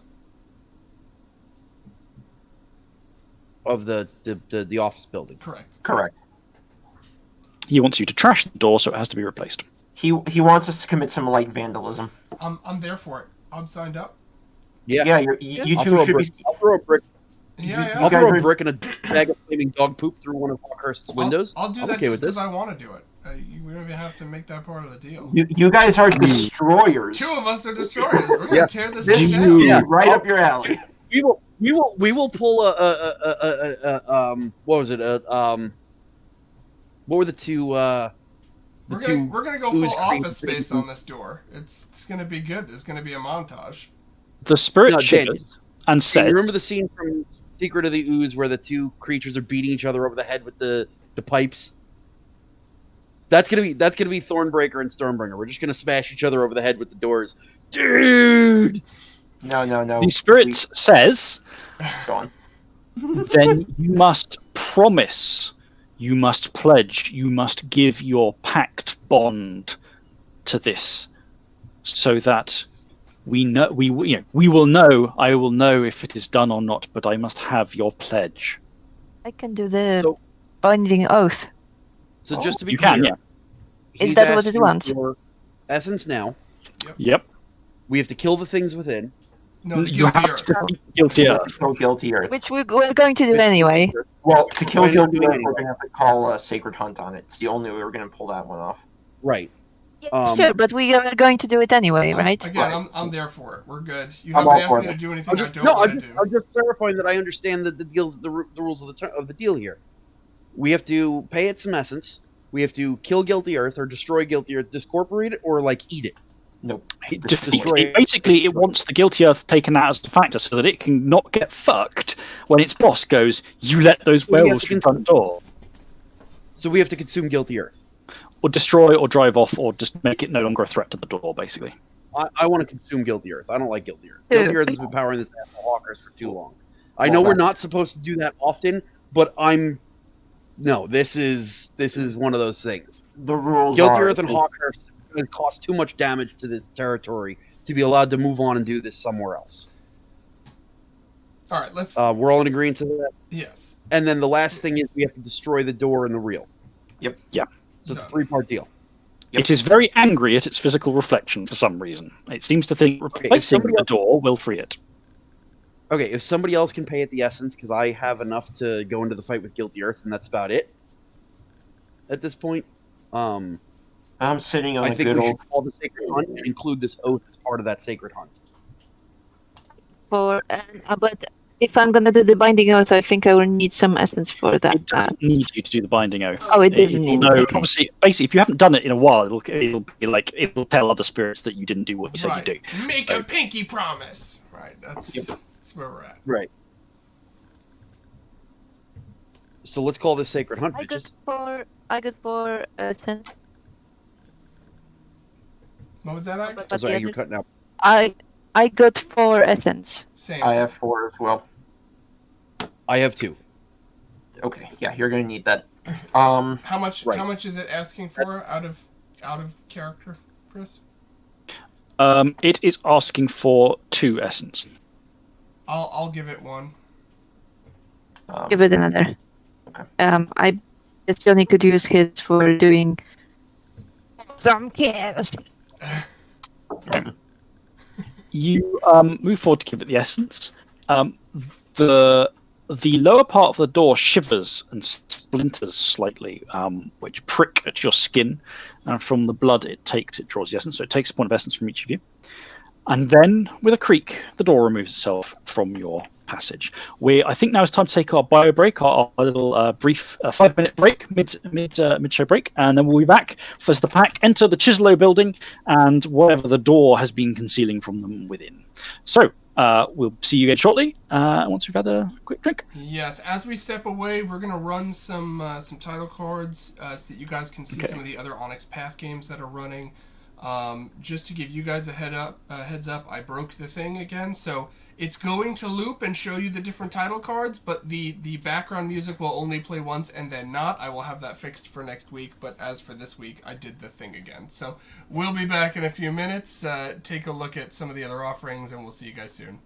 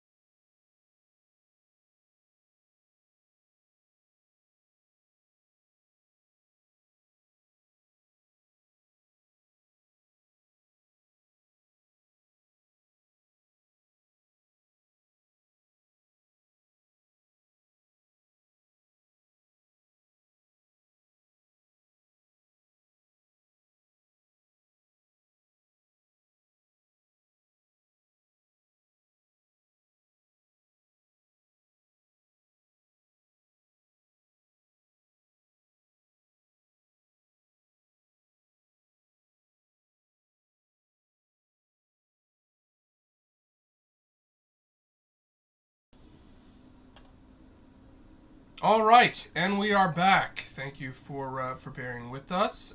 We're gonna kick right back into it. Okay, so the door creaks back. It doesn't swing on hinges. It tilts backwards and props itself up, and you see what the door is. This spirit. The door is like, imagine a very large cockroach with a door as its back carapace. The front hang instead of a sort of it's on many legs, on insect legs, but these legs are, you know, when you get those carved table legs that like lion legs or human legs, the legs are like those, jointed with in a mixture of woodwork and spirit and something meatier. The face is a carved, almost cherubic wooden sculpted face, but its eyes are just as gouged out as those on the knocker, and those also spill something brown, dark, and dank. It's large, you know, it's 20-foot long spirit. As it clumps down, picks itself up and sort of creaks and crunches aside to reveal the interior. As it goes, it says, "They come here and they feel fear when they look on me. They feel awe when they look on me. I do not want them to. I tried to stop them, but it wouldn't let me. It bound me to stay. It forced me to change." It complains, it creaks out of the way. On the other side is a corridor. It looks like a rather drab office corridor, but it is far too large at this end, and it sort of whoomps away. The perspective is weird, like you're looking down a really long distance that pins away to a vanishing point too fast, with doors and stairs and things. Kind of like an Escher-esque nightmare. It creaks, it flutters its door wing thing, the back splits for a moment, then comes back together, and the door spirit says, "You seek the older place. Yes. Then you must go down, forward, and then down. Always down. It's where they want to go. It's where they fear to go. Go down. But be quiet. We don't want the beast to hear you." Great. One second. Did he say beast or beasts? Singular, Beast. singular or plural? Okay. Singular. And this is why Johnny. And this is why I'll never work an office job. I say as I look around the place. What kind of office is this place? So, Is it for in real Hawkeye life, no, this isn't Hawkhurst office. In real life, it's a set of the buildings. There's an insurance place. There's a barrister. There's a small office. It's like a rent office area. There's a marketing company in one bit. It's all fairly normal. And as you look around inside here, there is the spiritual presence of such things. There are spirits here which are like scuttling away through doors and things. The way they look out and they appear small, wan, thin, human-like things, odd agglomerations of technical material, matter, light, and wire. The only one that doesn't hurry away is clamped into the wall is a large spider of chitin and wire with a single glaring red glass bulb eye on its head, which is staring at you. And you see the body is marked with the brand names on its carapace of the security company who makes the camera it is a reflection of. However, even this, when you look at the glass bulb, the glass is oddly greyed out and leaden on the spider of the spirit, this camera CCTV surveillance spirit. Otherwise, the denizens of these echoing offices are mostly trying to keep low and out of the way. You can see the dripping wrecked ephemera of several of them that have been, shall we say, pinned up along the corridor, nailed as someone would hang a portrait. Someone has nailed the carcass material of still so dissipating very slowly of spirits of the offices around you. Several of them look like twisted versions of office workers, but too grey and thin. Some of them are nothing more than smeary grey streaks of something oily. Much like a shrike, puts its prey up. Shrunk. Chris, I'm gonna peer across into the physical, and I'm just gonna look for like stair doors or something leading down, and then try to correlate that to our position on the shadow. Yes. The inside of this building is too big. You can't easily correlate. There's just, it's completely out of whack with the exterior. Bigger on the All inside. right, Chris, I'm gonna start heading down the hall because he said we had to go forward and then go down. Yeah. Yep. Okay. So you progress. You move forward through the hall. Spirits scatter away.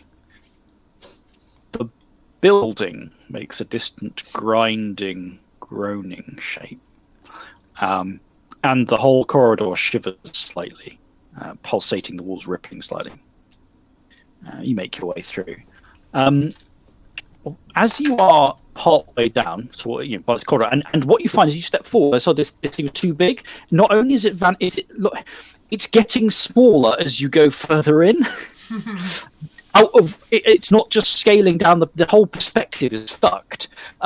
You're walking what should be a very long corridor, but the end is getting closer quite fast because the ceiling is starting to come down. As you're approaching, Alice in Wonderland shit right now. it is, but fucked right up. Where the thing's like cool. A door suddenly to one side slams open with incredible vigor. The door spirit there groans in agony as it's thrust out, and a forest of spears jams out, as flowing into the corridor are a series of creatures. They are a mishmash mix of pulp ink paper marked with things, crackling layers of data, and something else odd to them. They look slightly humanoid, but their limbs are too long and spindly, and they're too squat. Tongues loll out in cascades of glinting metals, just silver and gold. And they have very, very sharp spears. The spears appeared to be made of, well, you're not quite sure. The way they thin down and narrow to points isn't quite a natural, we've taken a chunk of metal and wood and turned it into a sharp thing. There's a blurring in the air as these things thin down to nothing. They are not so much physical spears as representations of something going to nothing, and thus being very, very sharp. 3 of these things scuttle out. They're almost they poke. They're looking around. They are looking at you. They're obviously away. They've come out because they've heard you approach. Their spears are ready, but they are not pointed at you in an aggressive fashion. They are not here to necessarily stab you straight up.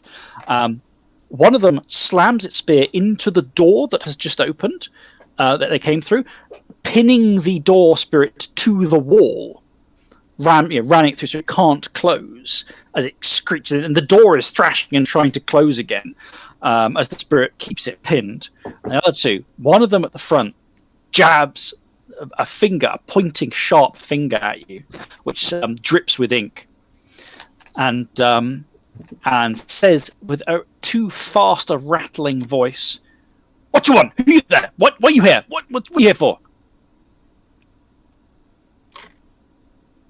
You wolf dogs, come out from outside. What are you here?" It's the same scene, right? So I still have Voice of Glory active? Yeah. So... The other door spirit, the main door spirit, is solemnly watching you with its carven face, but not really doing anything from way back down the corridor. What role is it for me to make a good first impression? Is that presence? You have. It depends what you're doing. First, it simply boosts your impression. The Voice of Glory, if you're trying to inspire for violence and stuff. But otherwise, it depends what you're trying to. You have to do something to get the role. All right. I'm going to try to disarm it a little bit by convincing it that we mean it no harm, and we're just looking to progress through to head to the older place. All right. So is that presence and persuasion again? Yeah.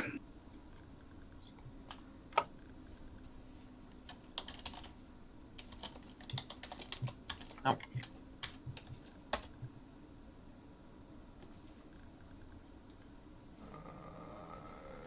Sidekick sleeping? Looks like it. No! Oh no. Okay, the dice rolls apparently decided it doesn't want to work. If you've got the dice in front of you, chuck them. Yeah. Sorry, give me a second. I just want to go grab dice, just in case. Yeah, Just go right ahead. back up, sure. Give me a hot second. Alright, let me see. Clear this thing off quick.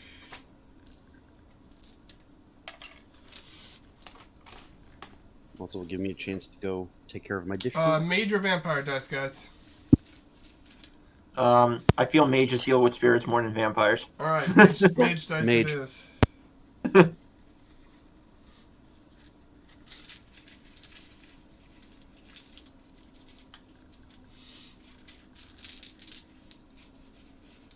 Okay, so that's going to be 7 dice. 1, 2, 3, 4, 5, 6, 7.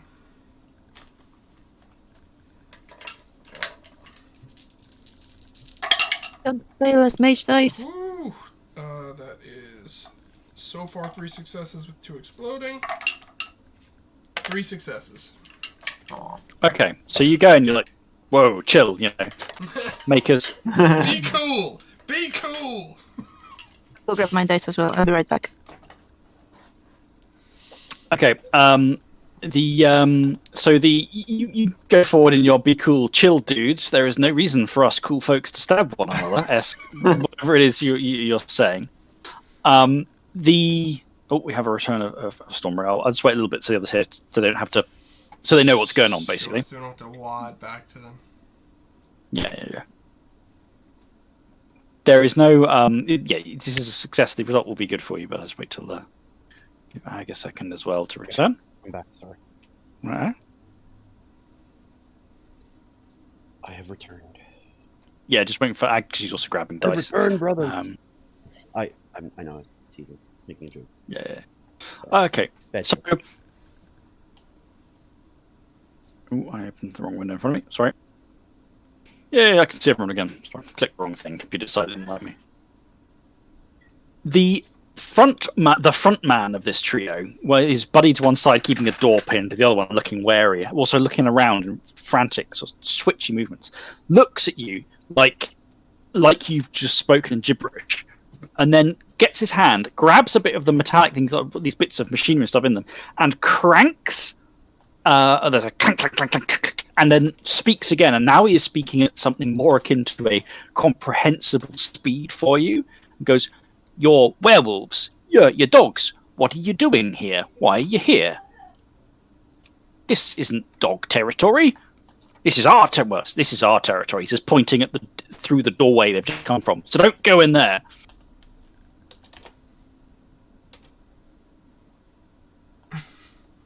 That's okay, we don't want to go there, we want to go down. Why are you here? Why do you want to go somewhere? How many of them are you? There's 4 of you. 4. 4 of you. Why do 4 of you want to go down?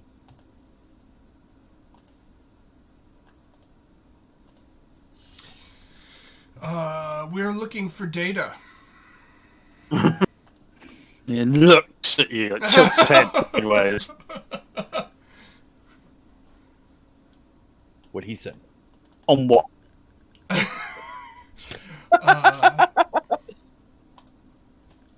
How many things? What are you seeking? Why are you here? What are you seeking? What knowledge are you seeking? What data? What intelligence? What information? What numbers? We are seeking data on the guilty earth. The 3 spirits, like the one pinning the thing at the door, like looks at you in surprise. The other 2 hunch slightly. You are trouble, then. We get that a lot.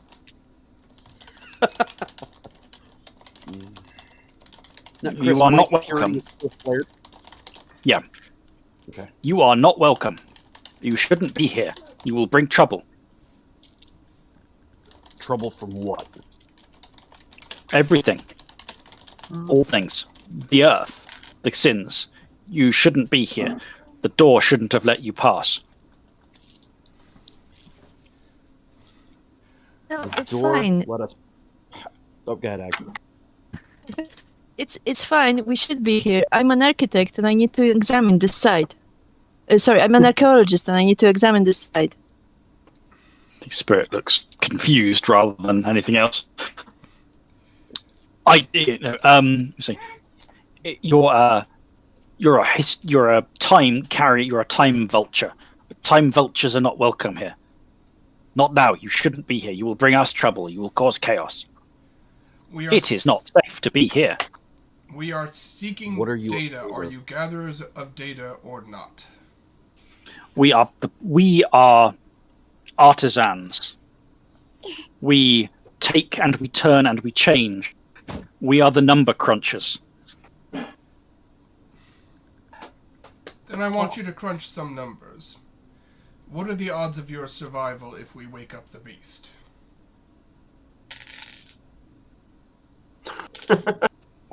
If you look at, we will be harmed. We will lose numbers. Some of us will suffer in its grasp.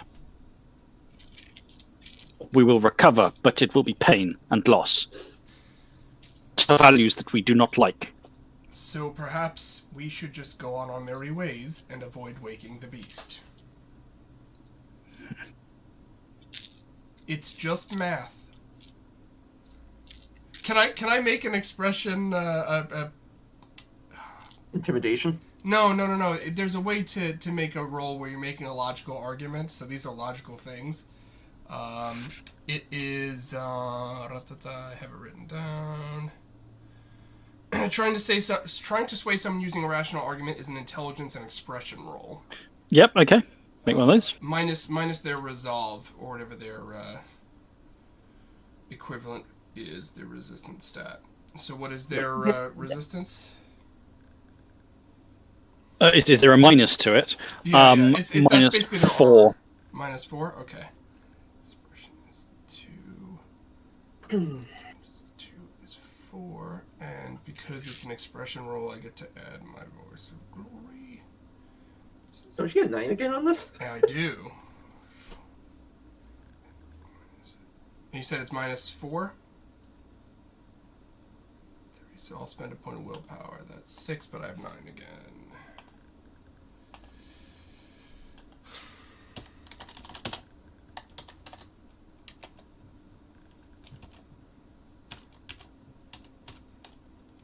The dice roll is working. Yeah, I'll see. No, Sidekick doesn't look like it's working, so I'll have to do it manually. 2, 3, 4, 5, 6 with 9 again. Okay, that is 3 so far. 4 successes total. Okay, so you do your whole thing of you shouldn't fuck with us numbers.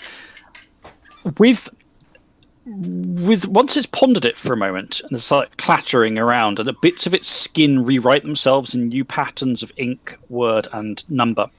And it simply nods and goes, yes, that is not a desirable transaction. It steps back a moment, but then the one who has the door pinned to the wall with the spear goes, Yeah. the hunt, the reason, the trail. Remember. And the one who was talking nods again. Yes, we are here for a reason. It sniffs the air and looks upon you and looks at Johnny. Oh, fuck. One finger, sharp finger at Johnny. You. The numbers lead to you. You have come into our territory. We have scented you. You are hunted. Yes, I am. Who's hunting me? Numbers. A great dragon. A great serpent of value. Taxes. Slithers on your trail. I just say taxes. I wish to know more. Allow me to taste your spore, your scent, your place, and I will tell you more of your hunter. Do it. I'm gonna regret this, aren't I? Alright. No, what could possibly go wrong? What could go possibly wrong with this? I can't hear you, Chris. It comes to lick your hand with its tongue. The tongue, you see, is literally just like coinage matter crushed together. Licks, steps back. Yes, a serpent of owe, a serpent of due, a serpent of obligation. It is on your trail. It hunts you. It is closing with you. Yes, this is the beast we have scented. It is coming for you. It is coming not unguided. It is not coming because purely you are one with obligation. You are reeking in obligation. You are reeking in values moved, transactions owed. But it is coming with someone on its harness, someone on its reins. I do not know. Someone with the flesh. Things of the flesh are pushing, and they are leading this thing to you. Thornbreaker mutters, Hawkhurst. Definitely. No, it is not the blind one. There are others. Are they other wolves? Not Hawkhurst. No, there is no taste of your hybrid blasphemy to this. I guess it's just the government, boys. The numbers will come to you anyway, but someone else is driving it. Someone has placed spikes in its fabric of value and transaction. Someone shapes it more than it should be. Not to be greater, but to be fiercer. So someone's got a vendetta. It will come, this beast.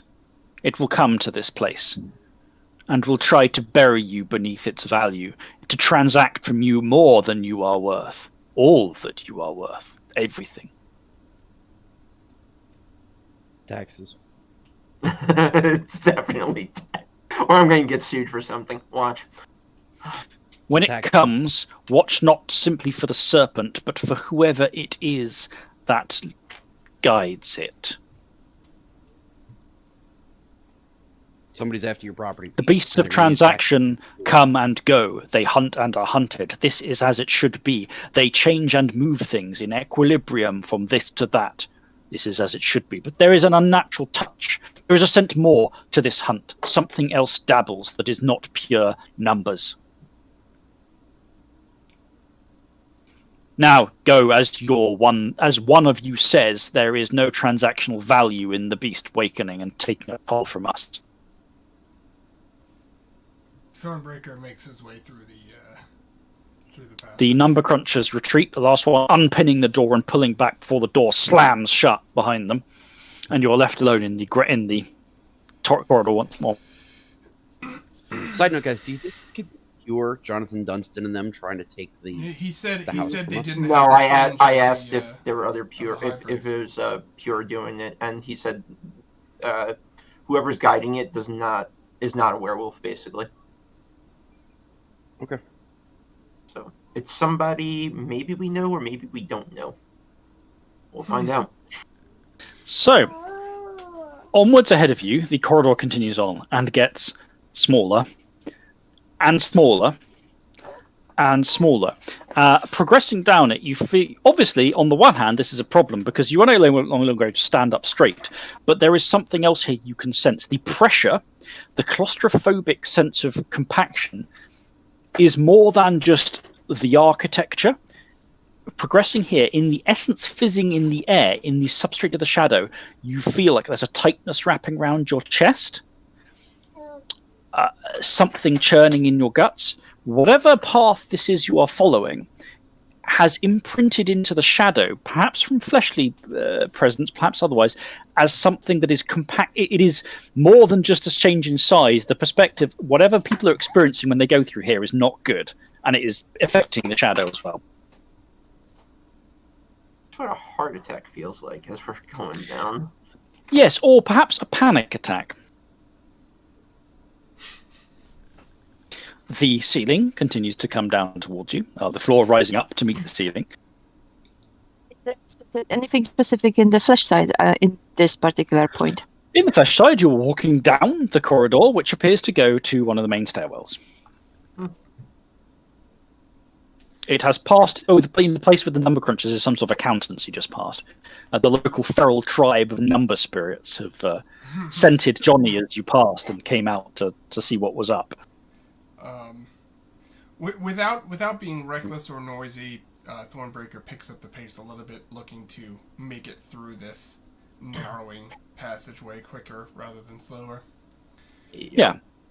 Through it you go, and you come after you've had to almost get down. You're not quite having to go down on your knees, when suddenly, oh Molly, no, I'm not giving you Pepsi. Angry toddler. Without anything seemingly changing, there's no like you are crouched in this space, but and yet so that transaction simply happens. The moment that you're in at one moment where you are going, oh crap, is suddenly wide open. Right. So I'm being slightly spooked because I have a crying toddler running past me going, give me sweet drinks, please, and waving a little sippy cup at me. The transaction shifts as you come to a stairwell, which is a massive space ramming down through the substrate of the building. Hanging over you as a balcony from the upper floor is faces, massive, each must be the size of a man, imprinted into the brickwork in a series of masks sort of slumped looking down. They are all eyes closed. They flow into one another. Sometimes there are two faces more as one. They merge and they flow. Of grim but somewhat masculine features, all of which have their eyes closed. Ahead, there's stairs going up in a great sweep. Too large, really, but and stairs going down in an equally large sweep into darkness. Down we go. You begin your way down, and mere steps down, the stairs turn from this wide, sweeping thing, which you could walk down 15 abreast, to 2 abreast at most, and you're not quite sure how the change of perspective happened. More than that, there's something shifting in the flesh of the building around you.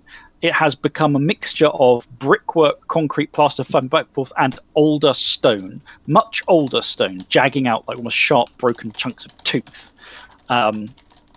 Down you go. Down you go. The nature of the shadow around you begins to change. You can feel when you have entered a locus, right? Yeah. The gauntlet is thinning rapidly around you as if you should be in a locus, but there isn't one. It's like, if you imagine if a locus is like a dip in the shadow and it fills with essence, you have entered a dip, but there is no essence in it.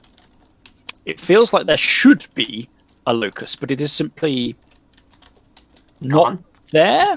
No, not gone. It has not been simply drained, as you would know a locus that has been drunk dry. It's more like it's simply been switched off.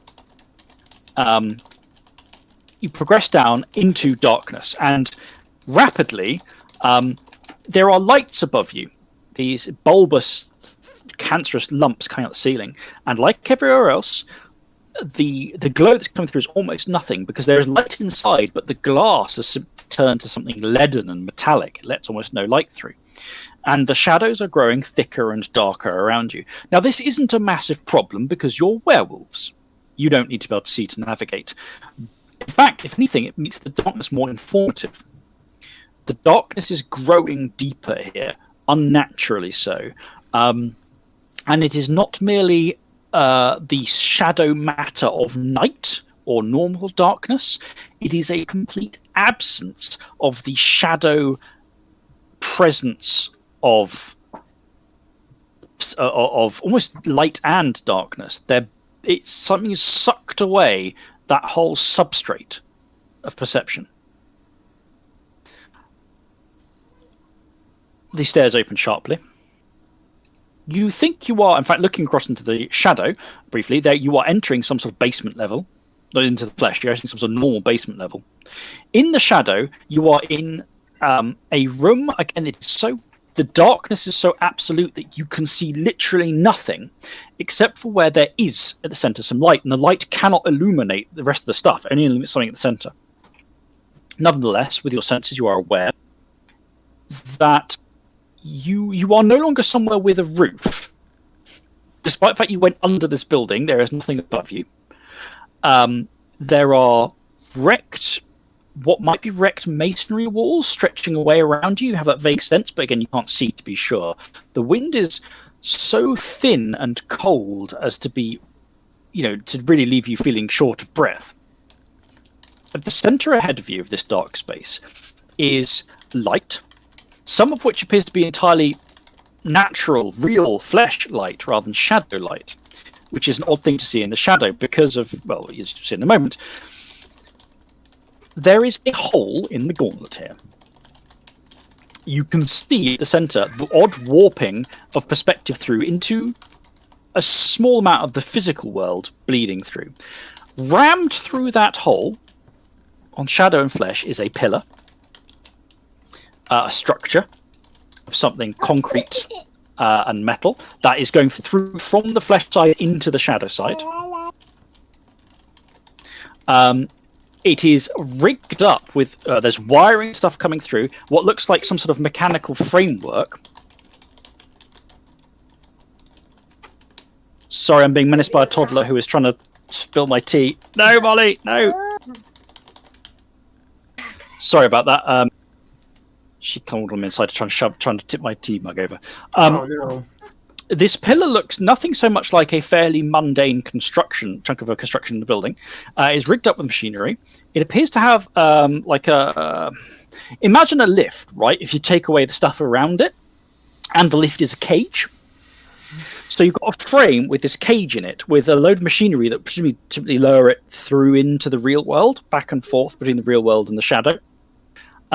The ragged, gnawed edge of the gauntlet you can almost feel that is making this hole, which you think is where the center of a locus was.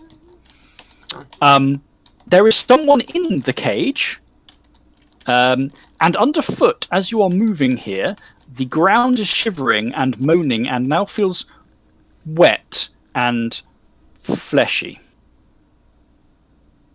Who's in the cage? Or what's in the cage? Looks like a human.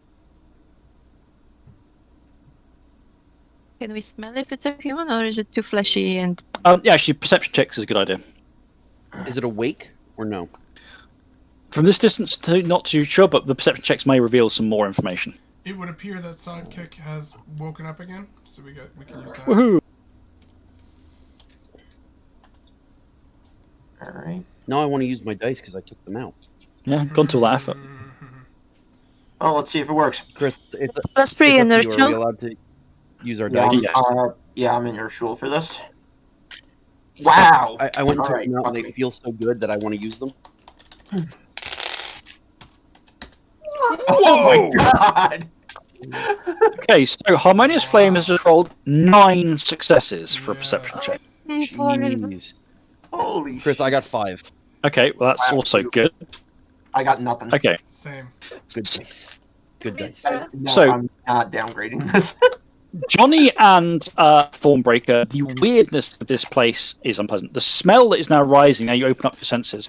The darkness is weird because it's not darkness from just dark, it's like just weird non-presence of any kind of light or darkness. The smell rising up is now the smell of the grave. It is grave dirt, something sitting on the feet. There's gravel and fleshy stuff underfoot. The sensations are horrible. There is something like old dried blood and a bit of very old putridity, but not like fresh rot. And these senses and this weirdness are kind of assailing Johnny and Thornbreaker enough that you're kind of having a bit of trouble picking things out. Stormbringer and Harmonious Flame, you are rapidly taking this in, ready for trouble or just to be aware of what's going on.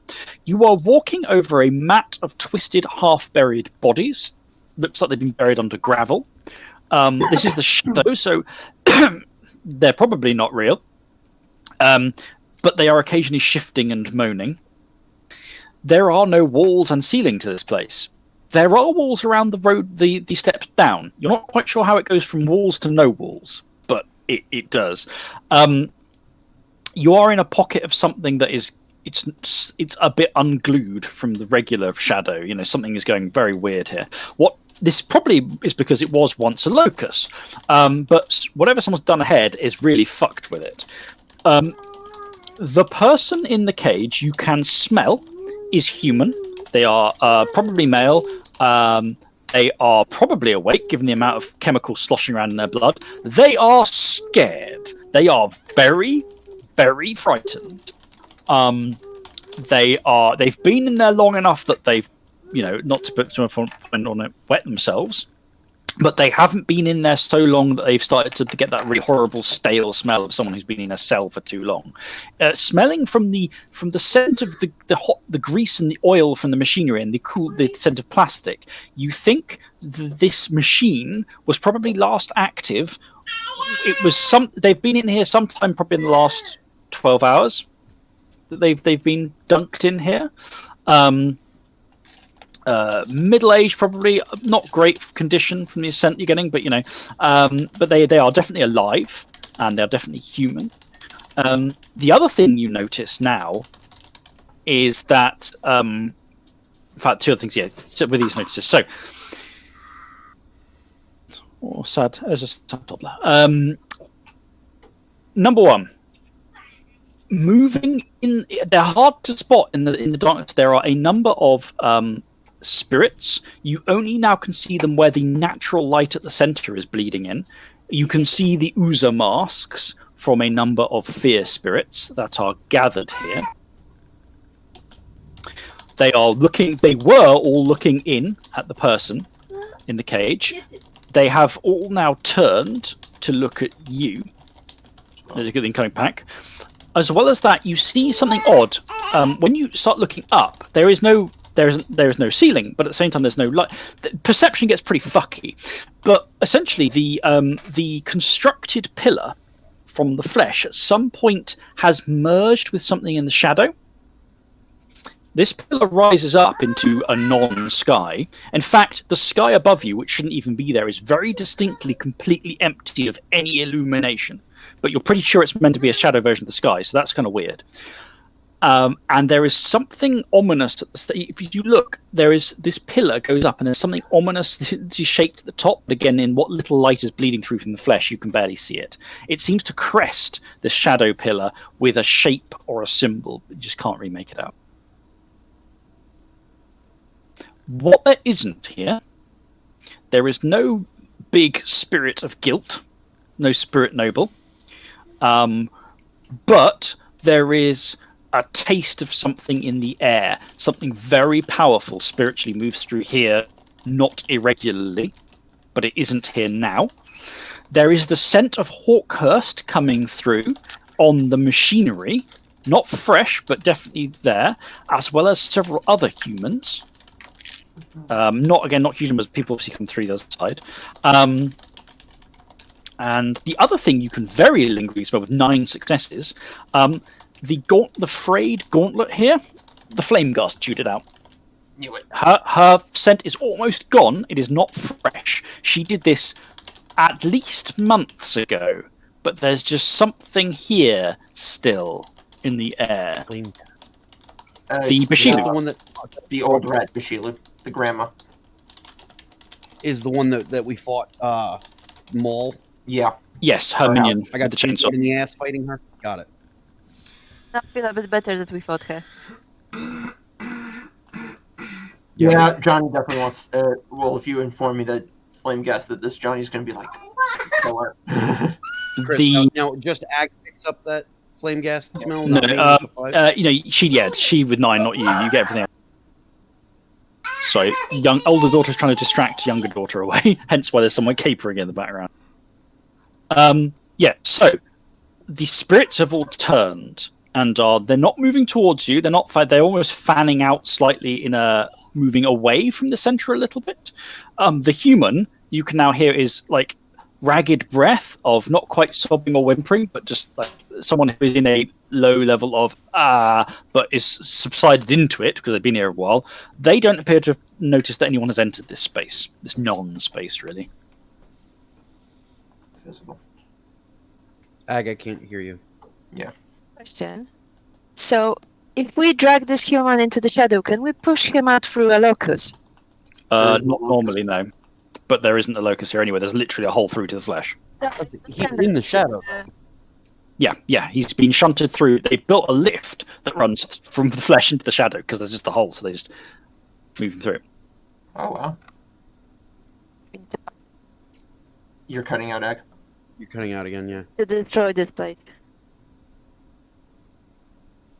Agreed.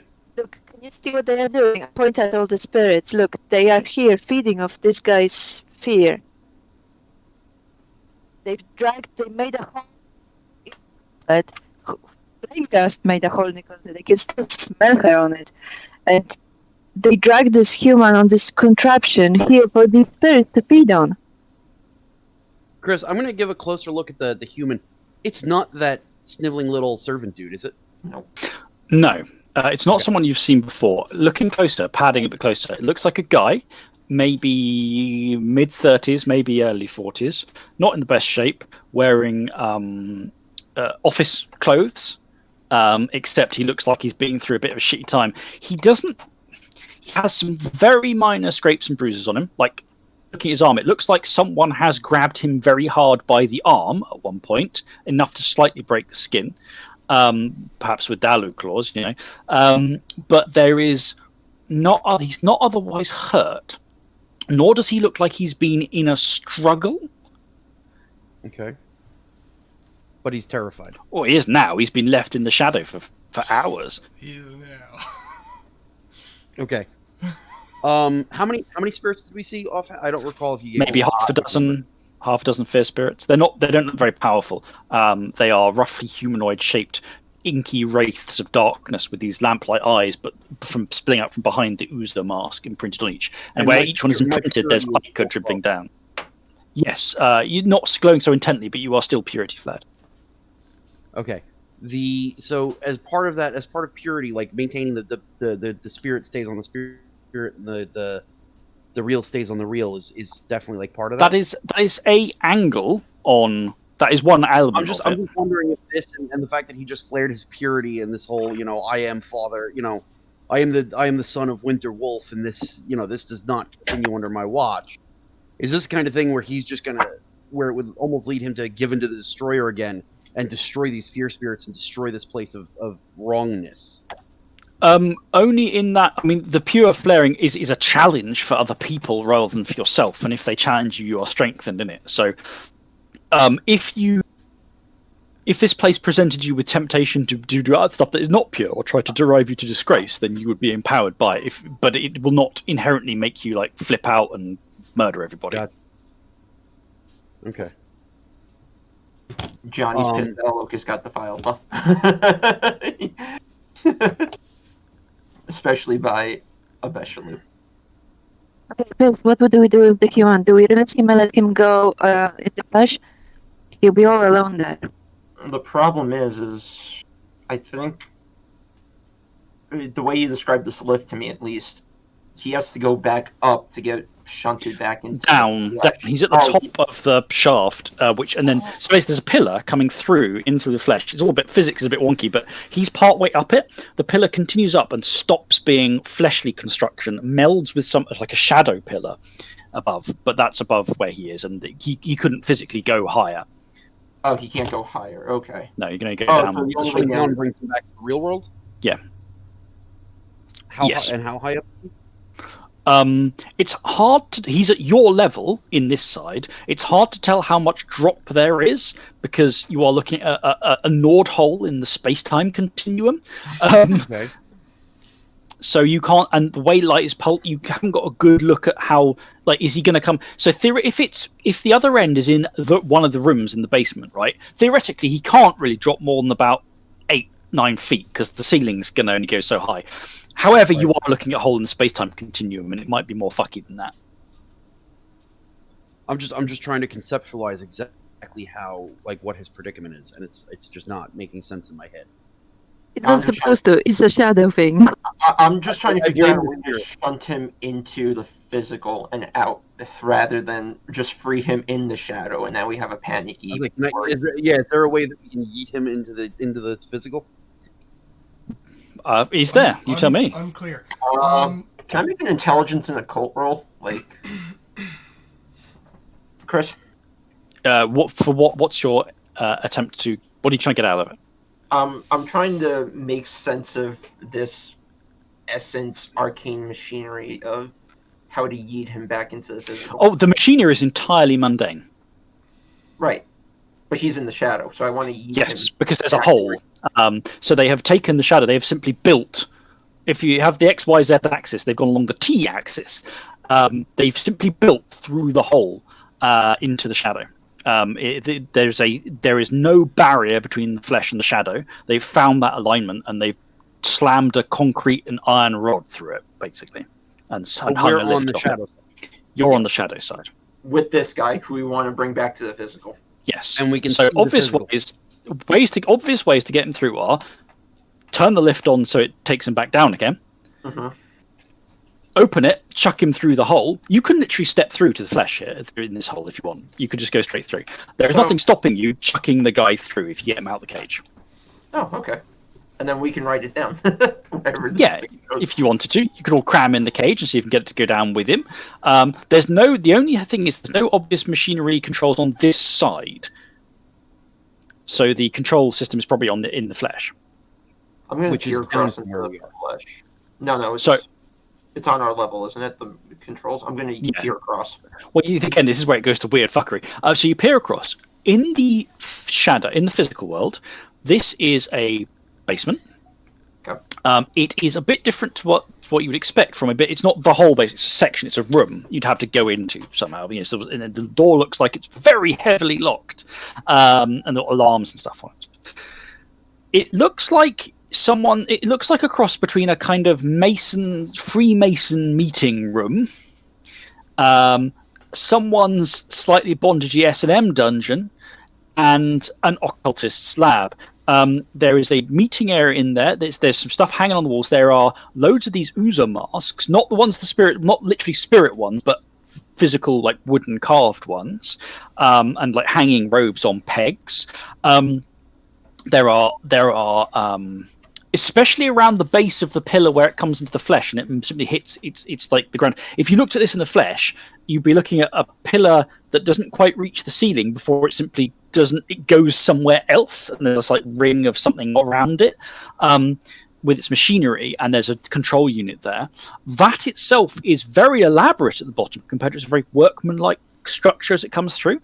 It looks like someone has read too many books about geometric occultism and the Masons and shit and decorated it with loads of stuff like that, and there's hieroglyphs and ancient Egyptian stuff and all that kind of big bodge together of half a dozen modern occult sources, as well as a whole load of stuff like it's built so whoever's going into it, there's a hanging carving of the Ooze mask. It looks like it's been made a bit like the gates of hell for whoever goes into the lift and is then sent into the shadow. The other thing, there are also a load of mannequins pushed up against the walls, some of which have clothes on them. And this is very odd because these mannequins have just normal outfits of clothes on them of different kinds, not like one person's wardrobe. There's about half a dozen mannequins that have, like, one's wearing a woman's summer outfit, one's wearing a guy's kind of, there's like a police uniform. They look worn as well, but not that they're put on the mannequins to be taken off and worn, but more like and here is the uniform worn by something, and there's some more mannequins that are standing around that are not, but there's something wrong, and as you presume, Harmonized Flame and Stormbringer, I'll just give you the information. Some of the mannequins have a slightly leathery covering on them. It looks a bit like someone's been skinned. Motherfuckers. Very much someone has been skinned, and the clothes they're wearing then dressed on the mannequin around them. So, Johnny does have an idea. Mannequin is covered with somebody's skin. So I didn't catch that because I was both you talking at once. Yes. Sorry. Bad beat. Go ahead with yours. Johnny's got an idea that we should dress up like cultists since we have access to cultist clothes. Each mannequin is covered with a different person's flesh. Likely the victims of whoever were in these cages before. I was gonna say I'm gonna give a better smell of it. Is it the victim? Do they smell like the? Does the skin maintain? Putting your scent across, they're preserved. People have been flayed, the skin preserved soaked in preservatives, and then hung on the mannequins. The preservative stink kind of kills most other scents about them, unfortunately. Right. The humans, so that it doesn't feed Hawkhurst anymore. Yep. Obviously, you guys are there sort of mutter growling to one another in first tongue. The guy in the cage has started to come out of this catatonic sense of, oh my god, I've literally just been dumped into hell, and says, is there someone else there? Is there something else there? Oh god, not more demons. Is he above us or below us? He's on Or our at level. Level. As from your view, there's a hole in the floor that he would drop into. There's a cracked hole in reality. Is a hole that like I would have to jump across to reach the cage, or can I just walk up to it and get to him? You could lean over and grab the cage without having to jump. You'd be okay. The hole isn't that big. You could slip through if you and you could go straight through into the flesh, but you wouldn't be like, oh, I must jump through. I will definitely fall down if I want to reach the cage. You can reach across and grab the bars without any big problem. He's And going down. Down would take you into the flesh. Yeah, if you fall through the hole, you'll be in the basement. Can I reach across and just grab like masks and robes without actually having to physically? No, you'd have to go into the basement to do that. Thornbreaker leaps into the basement. Okay, so you come up to the... So you go to the cage, hop down the hole, you fall a short distance because you literally tumble out what is essentially the ceiling of the basement and land, and now you are in this basement. Looking around, there's no one here. Thornbreaker hops up onto the table and pees all over it. Okay. Then We're not supposed Thornbreaker to do that. starts... Remember, the whole point of going in the shadow was to technically not break the Yeah, don't go on Thornbreaker, seeing this, Thornbreaker's over it, Destroyer's kicking in. He's going to tear apart the mannequins next. Now, the next problem you have is, the guy in the cage has been hit with lunacy because he's seen a wolf monster go past him through a hole in reality. So he has basically leapt up now, and he's like going, I won't break to you, you monsters, you demons of hell! Come on then! If you're here to kill me, if you're here to take me soul, come on then! And he goes into the angry mode lunacy, and he is rattling the cage and screaming at the demons of hell to come and fucking take him there, and he'll make them choke on you. He's gone into the berserk mode. Chris, I'm going to shift to Dalu, and I don't know if you want initiative or not, but basically he's going to punch this guy out through the cage. Okay, I'm going to give you a -2 penalty because there's a lot of bars and stuff in the way. His defense is 2, so... -4. Pop. Boop! Boop! Thank you. Just boop him on the nose. Oh, wait. Oh, man. Shit. I think I might actually have to do something because one of my merits. Fuck. Okay. Chris, would Primal Strength still be active? Not at this point, no. No. Okay. Chris, is this place peaking as one of my praise? Oh, it's not going to matter. Sorry, I couldn't hear what you said there, Johnny. I have nowhere to run, and one of the drawbacks is if I know, like, if I'm in a praise safe place, my instincts kind of kick in to let them know I was here. Oh, yes, this is a safe place. Yeah. Chris. Yep. I got 8 successes. Okay, well, you basically clock the guy on the jaw and knock him out. So Johnny is also doing stuff to mark the fact that he was here, and when Harmonious Flame turns to him, he's just like, I can't help it. Are you going to go through to the flesh?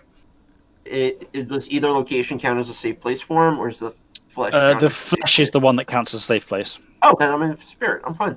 Not until I cross over. Do I have to do okay. So you can see, like, if you look over the gauntlet. I'm using my hind legs to, like, kick over the mannequins and scratch the place up and pee on the table. And... I was going to say, just because we're doing this, Stormbringer's going to pee on the cage. I'm defiling her. Thornbreaker's gone full delinquent down there. It's like a bunch of children. It's like a bunch of toddlers just waddling wherever they want. Can I just poke my head through? I can mark my territory by rubbing against it, right? Yeah, you can. Is there a permanent marker around? I'm going to do that. No, there isn't. Damn it. Alright, I'm just going to carve a penis into One the second, ooze guys. mask. Alex is trying to say something, and it's just not transmitting for it all, so let's see if we can get it. Very faintly at the end. Hold it, start talking a moment later, then keep them talking. No? A little bit better. Anything? There we go. Yeah, anything? We're back. Okay, so Harmonious Flame leads through the hole in the reality and like, Thornbreaker, what the fuck are you doing? Get back here! It's like her head's basically poking out a bit of this hole in the ceiling through reality to look at you. Stormbreaker's going to look at Harmonious Flame and say, declaring war. So Thornbreaker looks up at Harmonious Flame as he's using his claw to draw a penis into the Oozer mask, and he goes, "It's a penis." And he keeps it in wolf form, and he gives her a toothy grin and continues clawing the penis in. And Thornbreaker tells her this is a declaration of war. Johnny's not even mad, because if he was on the other side, he'd be doing it, and he knows it. Do something while they are goofing around. Well, goofing. Okay. Is the Uncooked Raven still with us? If you want, yes. Okay, so I turn to around, Uncooked Raven is there, and I say, "Is there a way to get this human through the gauntlet that is not this place?" And I gesture at the massive hole. It would not be easy. There are rites, I believe. Once I'm done defiling this place, I'm assuming I can jump up and get back through. No, you can't. Interesting. Because it's in the ceiling of this. It's the ceiling of the basement. I can jump really high.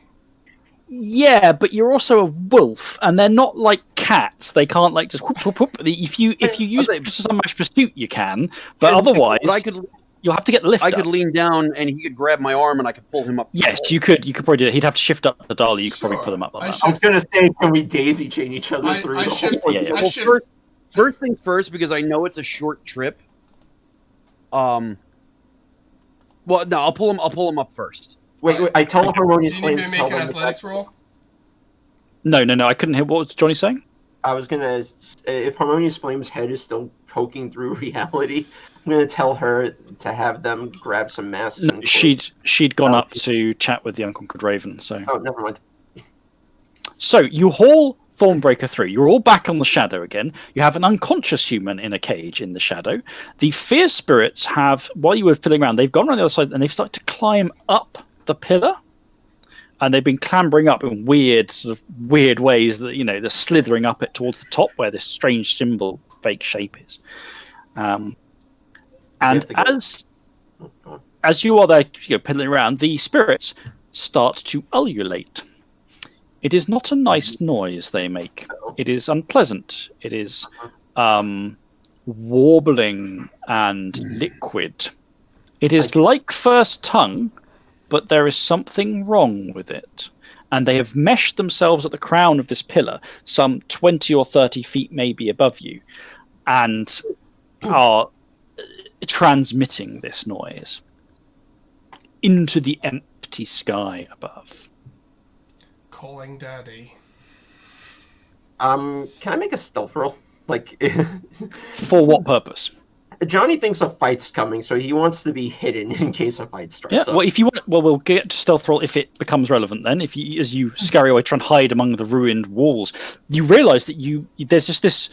There's a map, as it were. There's a layout of ruined lines of walls around you, as if you are in an old building here that has been smashed down. And in some of these places, the ground is these peeking out from beneath gravel, this mass of slightly writhing corpses. They are moving more now that the spirits are calling to the sky. Thornbreaker turns to Stormbringer and says, he's in Dalu form at the moment, and says, well, Alpha, it's up to you. We can either beat feet, or we could make a stand. I'm tired of running. I'm tired of playing by Hawkhurst rules. We have a choice here.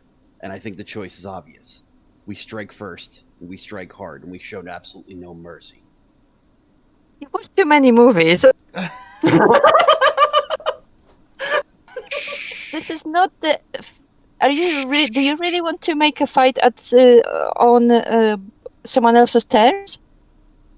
No, we're doing this fight on our terms. That's the point. No, we walked into someone else's place. Right. Which they know, and we don't. I'd like to I'd like to point out that we're also pretty low on essence overall. We are running on fumes. Something is happening at the top of this spire. These spirits clung to it are turning again. And while they are still made of inky darkness, and while they are masked in the User mask, they weren't wearing armor and carrying weapons just now. Shit. But now they are. Something in the darkness, even darker blackness against them. Sorry, again, they're trying to lead the toddler away. Can you disarm me of a toddler? Something as they move, simply part of the darkness above them comes away with it. It looks like a warped simulacrum, a warped mirror of Anglo-Saxon era weaponry. These things that are coming down have shields of inky darkness that glint something metallically, and axes. They are clad in not baroque. They are kind of in elaborate armor for the era. They're slid out of the darkness and has wrapped them in the battle panoply of Huskarls. Most of you aren't historians, but they are clad in a warped spiritual mirror of the war gear of some ancient era, and they are slithering back down the pillar. Okay. You have not seen something like this happen to spirits before. Right. Hard pause on story progression for a moment. Dan, you and I had a conversation about whether or not Thornbreaker and Stormbringer were on the same page as to the next steps. I don't think that we have yet found the weapon we were looking for. We found where he's getting some power from, but we don't necessarily know how, or we haven't stripped it from him yet. And I am very much so of the mindset that these 6 spirits are what's going to stop us from destroying this place and cutting him off from a significant source of power. I think this is worth taking a stand. As a player, as a character, I think Stormbringer is very much like, we can't keep running and hiding and trying to figure out the best way to take him on. As Thornbreaker and I had a conversation, Hawkhurst said, "Oh, stay out of town or else." And Stormbringer very much is, there was no stay out of town or else. He's moving against us already. He's just doing that to buy time for himself to make whatever moves he was planning, whether it was gain more power or whatever. He was doing that to slow our attack so that he could gain the power he needs to destroy us. Which is why I said we need to strike quickly and we need to strike hard, because right now he thinks we're playing the back seat, and now's the time to say, no, we're not. We're coming for you, and we're coming hard. Anybody else's thoughts on that? Well, at this point, we've kind of already spoiled everything, right? We've kind of broken quiet. Yes, we have. No, I'm kind of in the agreement of, well, we've kind of forced the hands at this point. So, like, Pete, if we beat off and retreat, it's just gonna be as bad as we stay and fight. And I'm in that kind of mindset. But at least if we stay and fight, we could take some of his power away. Potentially. So I am in dollars, so I can actually speak more than just a couple grunts. Okay, this is an outside of game conversation. Yeah, that's why I said hard pause on story. I think it should be. I think within limit. I don't think we have eternal time, but I think in game this should be a moment of conversation. So, okay. Stormbringer, where we left off, Stormbringer said, "We're going to strike hard and now and without mercy and all that other stuff." So Thorn and Harmonious Flame expressed like a no, this is a bad idea, and what we're at a disadvantage.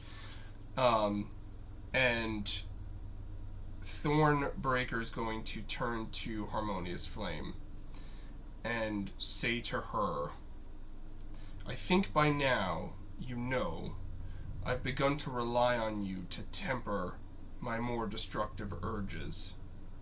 But I received good advice recently that I should not fear those destructive urges. And right now they're singing.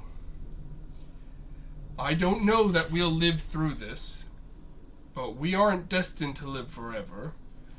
Uratha's lives are often violent and brief, but we've allowed a single player to push us around for far too long.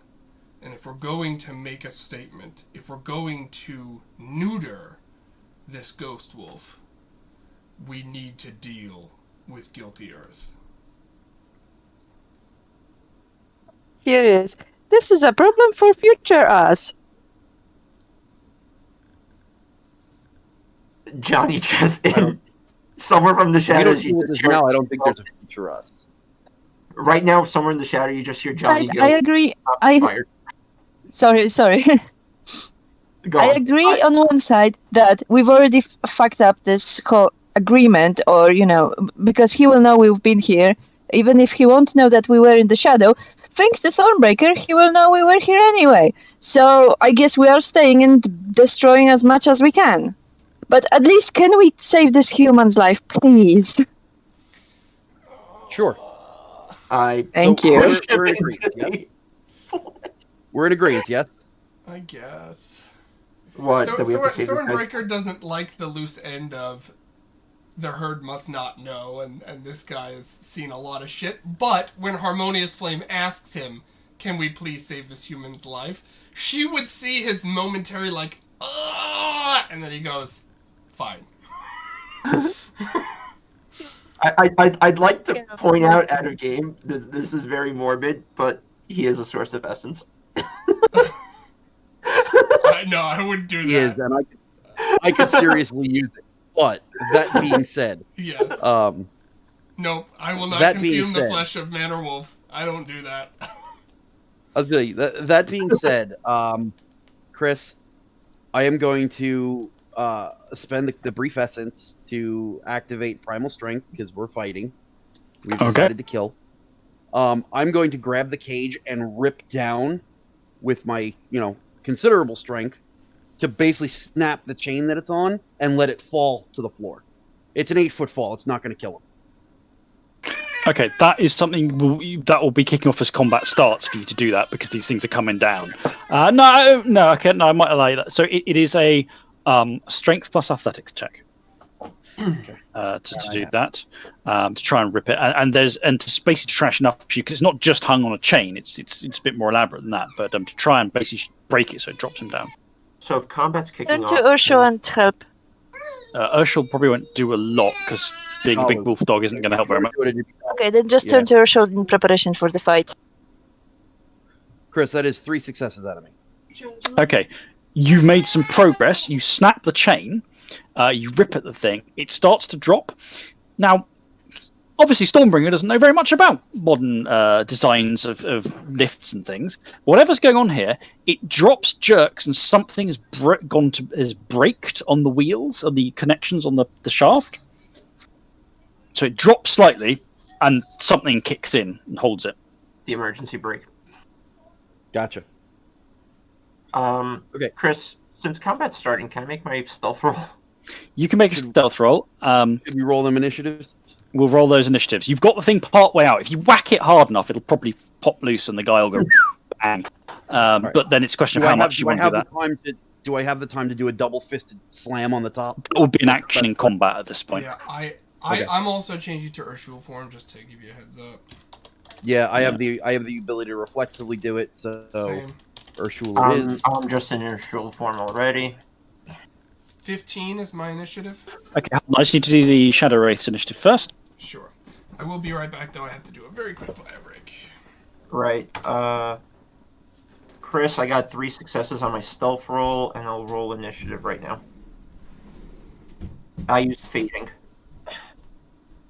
Right, sorry. Okay, so I've now got my... hold on. I don't quite have it ready. Sorry, 1 second. Yes. Best initiative possible for me.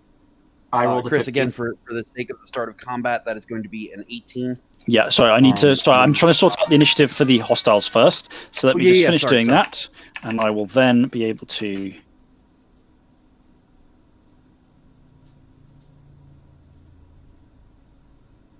Just go grab it. Okay, right. Now I've got the hostiles. So, Ag, have you done your roll yet?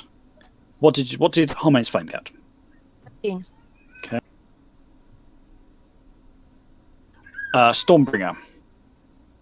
I have a 16 for regular combat, and for the purposes of the first turn, it's a 19. Okay, Johnny. 15.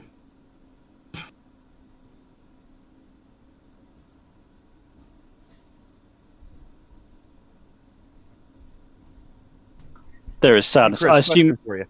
Yep. I use Relentless Assault in literally every fight. Mm-hmm. Do you think that is worth spending the 1 experiences to add 1 more dot to it? I can't even remember what the top dot does. No, I only have 2 in it now. I would want to. Right. I'm looking to jump it up to 3. I don't know what 3 does. Just. 3 gives me an additional +1 to the weapon modifier for claws or teeth. Oh yeah. And considering has how every turn I bite and grapple things, it makes sense that I would be able to do it. Can I do it right now? No, I'm not going to write that. I'm afraid. Thornbreaker, what was your initiative? Wish I'd done that earlier. Mine was 15. 15.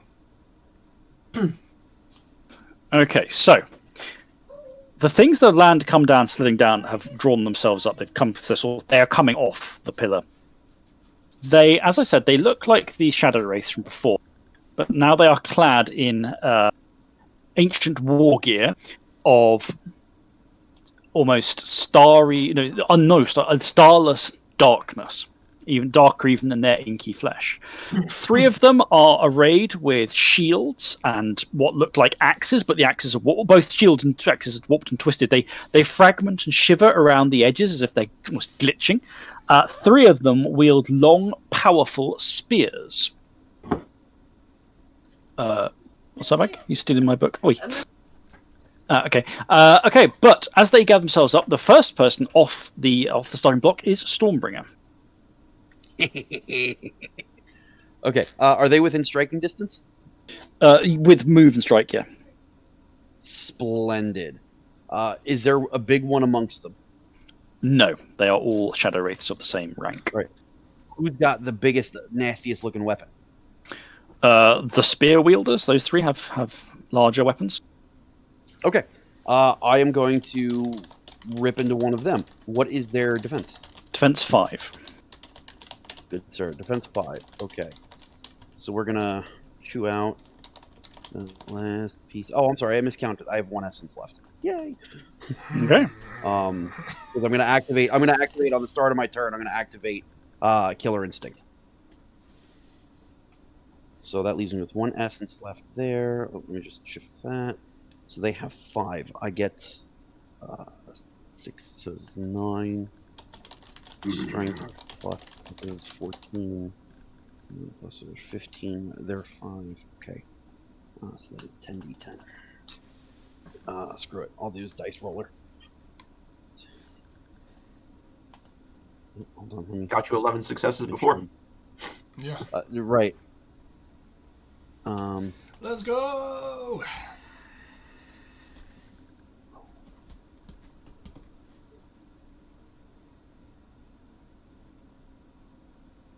You know what? I'm going to use a point of willpower on that one, Chris. Give me the roll. 10 successes! Okay. Stormbringer continues the warpath! So you close in, you slam into this guy, 13 damage. into this creature. Sorry, how much? 13 total. You slam into this creature, doing horrific, ripping, tearing. Obviously, you kill a normal human being. Unfortunately, it is very heavily armored. So you rip, you tear, it takes it. Okay, I'm going to initiate the grapple on that and arm rack it. Right, let me just figure out damage. Okay, so right, so you ripped into that, and now you've grappled him. Johnny and Thornbreaker, you're up together next.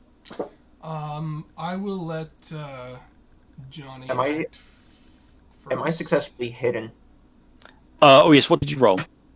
3 successes. Let me just roll for them.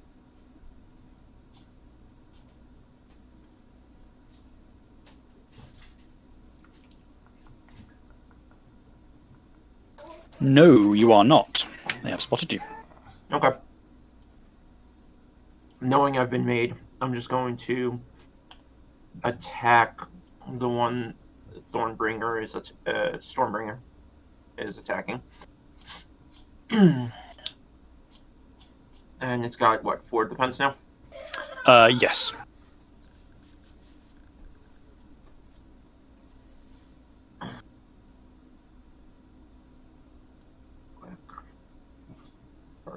Six. Okay.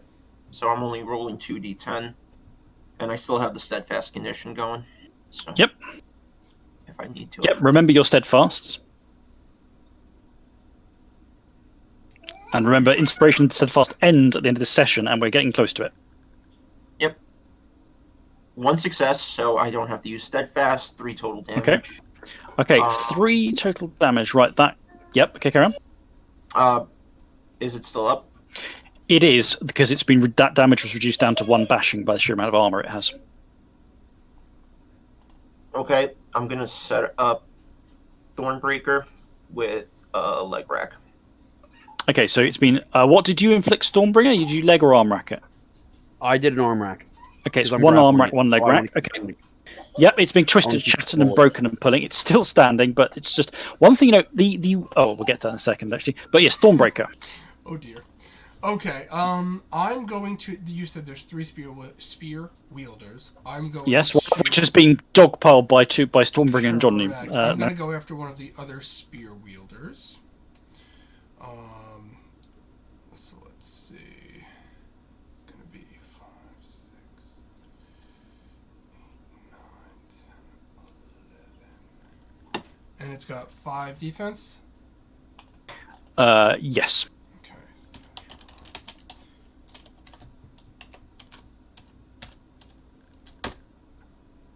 I deal 5 damage to it.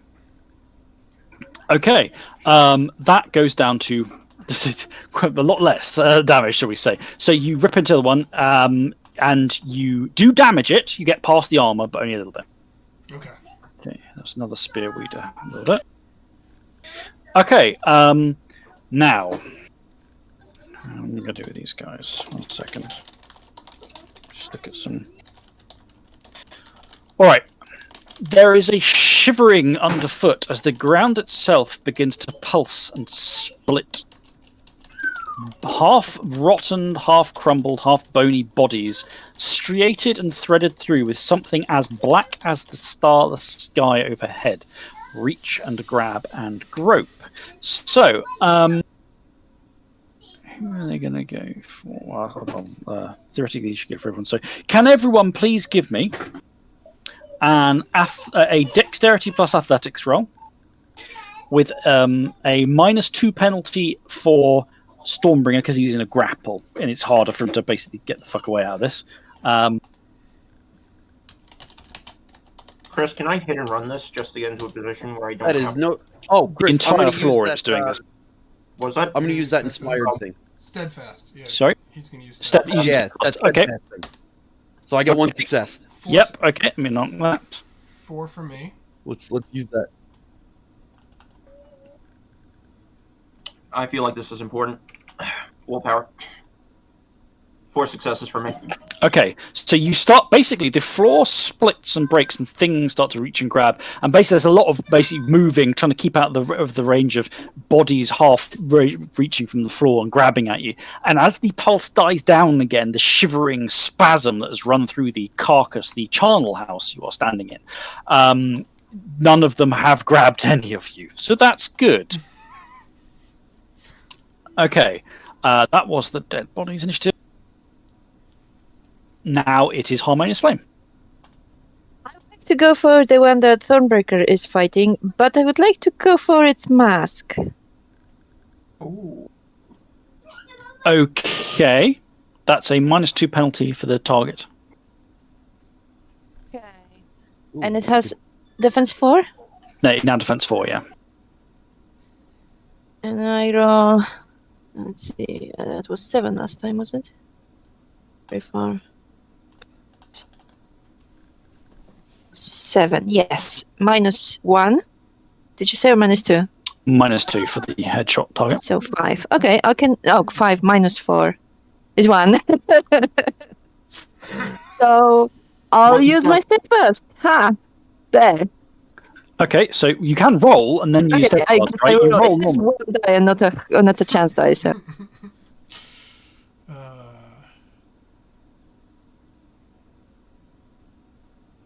no, it's affected nothing. But then, like I said, I use my steadfast. Okay, so tell me the damage. 3.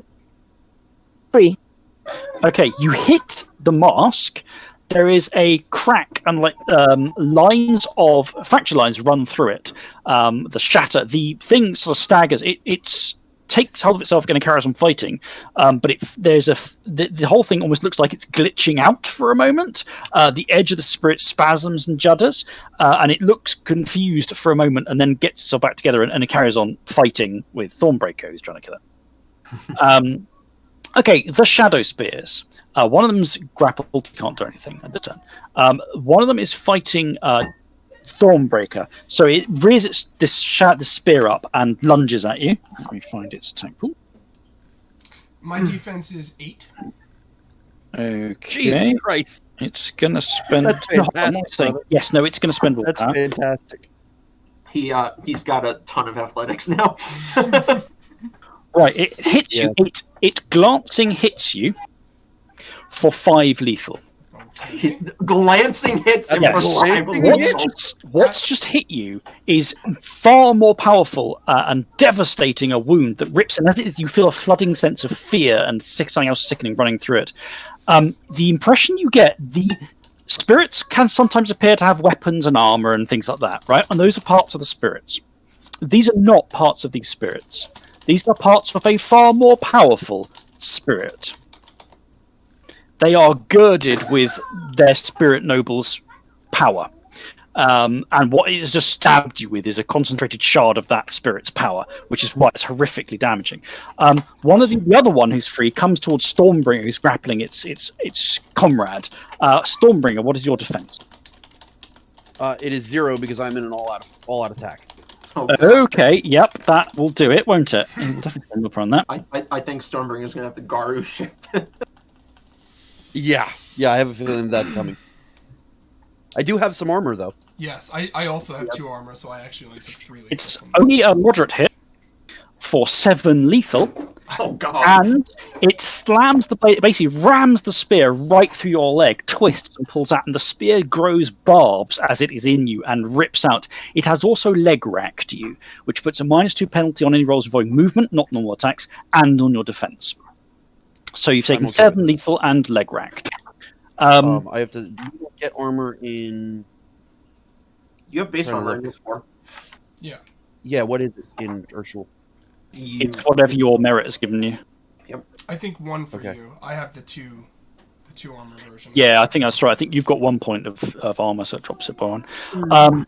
Right, now the other 3 with shields are closing in, but 2 they're not going to stab. Right, one is going to use. Let's start with. What's the opposite? So one of them distends, warps, and gives a horrific shriek, shuddering through its very fabric of its being. Could everyone please give me resolve plus composure plus primal urge? Do we get the So hold on, plus Chris, I 1? do want to double check. Do we get the plus so 1 I took for 7 pack lethal. dynamics? My armor is 1/1. That reduces to 6 lethal, and then That's all it to does. 5 lethal, 1 bashing. No, it just reduces it to 6 lethal. On 6 dice. Damn you. Do we get the plus 1 for pack dynamics? I think so. Yes. Alright, so resolve and primal urge plus pack dynamics. And composure. Oh, and composure, okay. Fine. Yeah, it's resolve, composure, primal urge. It's 2 stats and a thing. Oh, wait, we get the bonus from something for this? Pack dynamics. Dynamics. Which is what? Plus 1. 2 successes. 3 for me. Mine did not roll right. Sorry. Give me a sec. So you Still fail. roll 6d6 d10. Yeah. So it rolled 1d6 1d10. Yeah, it rolled that. So I'm gonna. Yeah. 1 success. Okay, everyone apart from Thornbreaker, the washing slew of fear that crashes through you as it hits off an emotional aura, Numina, you are all now suffering a -2 penalty to all actions as long as the aura remains. Thornbreaker, you are immune to the aura unless it uses the Numen again. So that's one of them. Another one, seeing that Thornbreaker has withstood this washing crash of power with a fair amount of bravery and boldness still, he doesn't seem affected.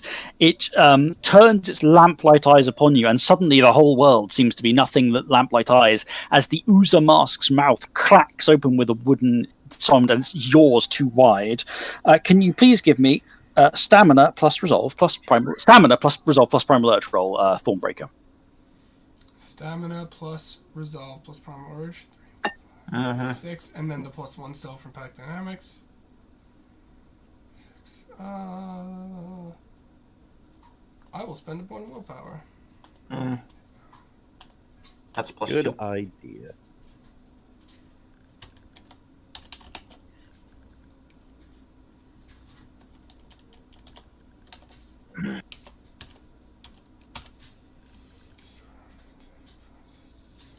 Okay. 3 successes. Nice. Okay, unfortunately, this is 1. How much essence do you have? Oh no. Boo! 3. Okay, it's got more than enough successes. It drains all of your essence. Boo! Okay. Oh dear. The third shield wielder stands there. It doesn't come into combat. It starts to twist so it does to itself what the others are kind of being bestowed to anyway. It's powered up with the shield and shield. It is now boosting its own stats. Essence burns, and the third one starts to basically shiver. Flesh spikes out between the plates of void light armor. It grows slightly, arms lengthen, talons lengthen, and wrap around its own axe blade. So that is the spirit. Stormbringer, you and the Shadow Spear you are fighting now both go at the same time. Okay. So, as a reminder, for your dice roll here, you are on a -2 penalty from the fear aura. The leg rack doesn't. The leg rack doesn't affect this roll, so you don't take any penalty from that. Gotcha. It is taking penalty from its arm rack. Okay, I got a 5 successes and it'll be an exceptional if it goes through. Okay, let me just do it. Roll. My mistake. I forgot I was grappling. I was primed to roll something else, and so I nerfed myself 2 dice. So I just rolled them a second. I rolled the extra. It did. Oh no, let's go. Extra 10 now. Fuck. You have 1, but only just. But you get a full 5 successes. And it's an exceptional. So that's Yes. so I can deal damage, and then what's the other? Can I deal damage twice as two? You can my no. 2 things? You can deal damage and pin. You can deal damage and do some stuff, moving it, things like that. I will tell you, however, that if you deal damage, you will take it out anyway because it's just got just enough health left that your damage will ping it out. It'll take it out of action and discorporate it. Okay. I'm going to deal that 2 damage. I'm going to deal damage. Yes, you deal your 5 damage plus claw or bite, so higher. Yeah, so you basically crush, rip, tear, and it comes apart in a spray of inky ephemera and lingering senses of other people's fears worming in the back of your mind. The void cladding, the void cask of armor and the weapon begins to dissolve as well. What's going on with is the mask part of it or no? The mask. Okay, so the mask hits the ground. I was going to ask, is as part of the grapple, I dealt all the damage. Could he take the mask in his teeth and break it? Yes, you do the damage, you rip the mask away. So you shatter the mask well. You don't know what effect it might have had on the spirit if you just broke the mask, because obviously you've done damage and break mask, but you've also made sure to shatter the mask as well. It is also made of ephemera. It is spirit stuff. It's not a real mask on you, but you take care to smash it apart, and the power in it starts to bleed and crackle out in sparks of something like starlight. I'm going to turn at the big one, or the one that powered itself up. Mhm. And basically howl a challenge at it. Okay, it'll probably take that. Good. Bring Johnny it. I'm and keeping my Thornbreaker. safe 'cause this was my decision. Sorry, guys.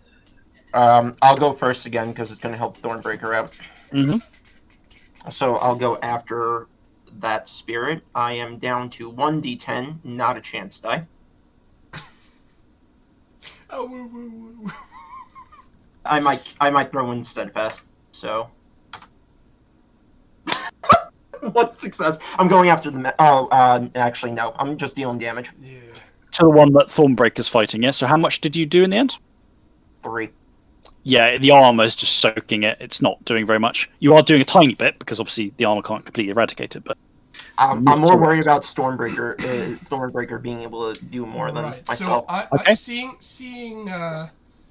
seeing Harmonious Flames move on the mask and that it seemed to do something, I'm now going to go to bite the mask.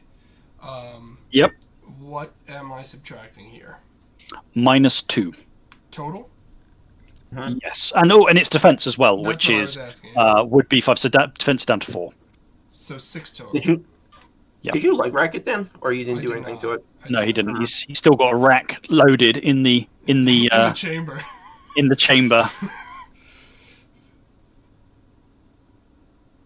All right, Click, I'm click. going Time to make a boom. I got will my use my brother. last willpower. That gives me 8.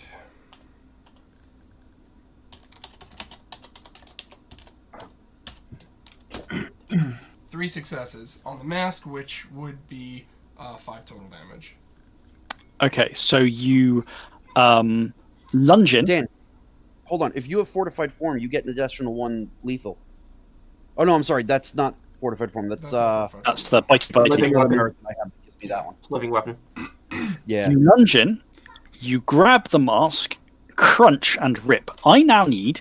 I think the best way to represent this is probably a clash of wills. Can you please give me? What would it be in this case? No, because of that. It's just going to be a flat primal urge roll Oh from my you. god. Okay. But you're against a flat rank roll, though. It's not a massive dice pool in the other side. It's both. They both quite small dice pools. Boys, we need to increase our primal urge. 0 successes. Okay. Oh wait, you You used it already. bite, you pull, you cracking in. The mask is damaged, and you rip, but it's you try to rip away. And what is anchoring it to the spirit is, of course, the will of the spirit noble who has slammed it into this spirit. And you feel that pull back. As you're doing so, the spirit is sort of thrashing in wild confusion. Like, you get the feeling it might be quite keen on the idea of breaking free. But the spirit's noble's power is slightly too great. You rolled 0, it only rolled 1. So you have done no damage to the spirit itself, unfortunately. But yeah, as you rip, there's that sense that if you could get this off, it would sever the connection. So that was Johnny. That was Thornbreaker. Right. The floor is quiet this round. Harmonious Flame.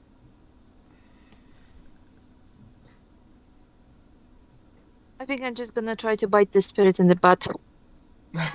Which one? The one that the others are attacking. The other two. Yeah. This one, because it's just too hard for me to try to get the mask.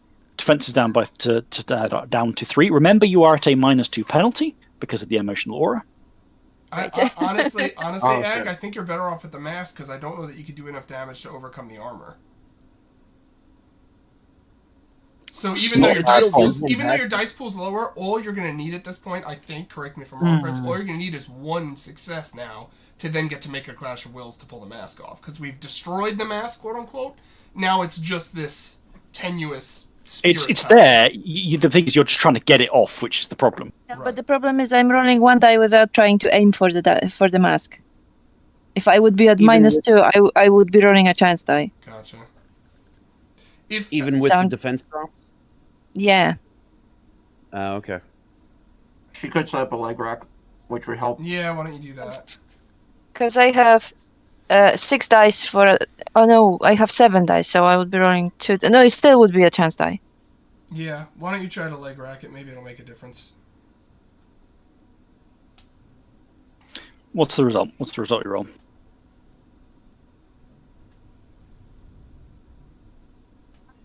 Zero. Meh.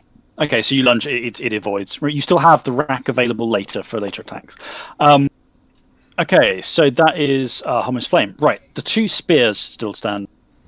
The one fighting Thornbreaker has gotten its control of itself now. The mask is not off, and lunges forward towards you. Defense now? Can't remember. Is this the top of the round? Yep. Yes. So in that case, I still have 8.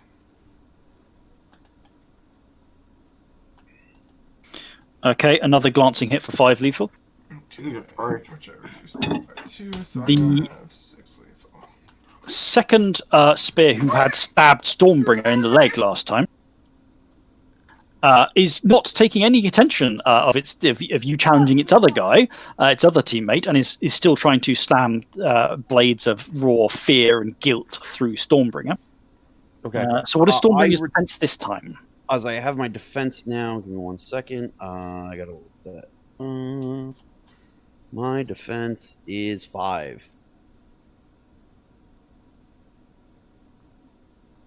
Sorry, I will make the roll when I have a toddler trying to climb on my arm. Oi!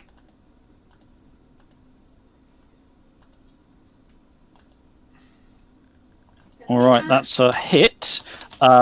Slams blade into you for 7 lethal. Oof. No, sorry, 6 lethal. 6 lethal. I got that slightly wrong. Rams it in. Right. Rips it out. Doesn't rack you Good. this time. Hold on. Did you take into account your defense was lowered by the leg rack previously? Oh no, I'm sorry. Okay, it's got 2 more dice. What would it be lowered to? Well, hold on. Sorry. No, I can use my Oh, mechanic? the Rahu Yeah. ability. Yes, you can. My to Rahu roll ability. for a few rounds. Yep. Okay, so you're ignoring that, so he doesn't get extra dice. Okay, but it's the 6 lethal then from the hit. Now the 3 with shields. One of them, the one who just drained all the essence out of Thornbreaker, keeps on doing something very similar. Stamina, resolve, primal urge. Thornbreaker, please. Oh, come on. Stamina, resolve, primal urge? Okay. Yep. Yep. 2, 3, 4, 6. Roll, and then 1 for the pack bones. 1 success. Okay, the sense of draining power turns to something else, gnawing at your thoughts, yanking at your fears, tearing at your mind. You have now been up to 3 points of willpower drained. Well, Jeez, have any willpower to drain? I had no willpower to drain. Then it has drained nothing. Its attempt to drain your willpower has gotten nothing out of it. I turn and go, ha ha! I already want to die. Okay, You get nothing, Jon Snow. the one who emotional auraed last time is buttressing himself, boosting his stats. So the one with exuding the -2 is growing. The one and twisting and mutating. The one who had previously grown, twisted and broken and made himself larger turns to face Stormbringer's challenge, and with a grisly crack, basically limbs start to crack out of its enhanced frame, as long, slender, bony, clawed arms. Its twists, it's larger, it's moving forward. No longer the Huskar-esque armor is still on it, but it's no longer looking even slightly human as it lurches forward on these great spidery legs and arms, blades tearing. So, what is your defense now, Stormbringer? With the fact that you are ignoring the -2 from the leg rack, but you are down 1 from the other attack. 4. So Yep. 4. Okay. You might need to transfer. Oh my! Hold on, Chris. My thing allows me to reflexively change without shifting, without essence is spending essence or anything. Yes. Since I see it coming at me, can I shift to meet its challenge? Yes, you can. Yes. So Okay. that changes my defense. No, my defense stays the same, but I have no damage. I'm starting with No, you have to wait No. until your turn. Damage clears at the beginning of your turn. It's not your turn yet. Oh, okay. No, I thought as the. No, No, I it's thought the when you beginning of your shift, turn. the power clears everything. No, it's the beginning of your turn. It clears on the beginning of your turn, when the regeneration ticks. Okay, so your I'm gonna defense is aggravate 4. this one. guys. It's gonna be fun. Oh no, I have more armor though. You can also willpower to increase your defense by 2. I can? Yep.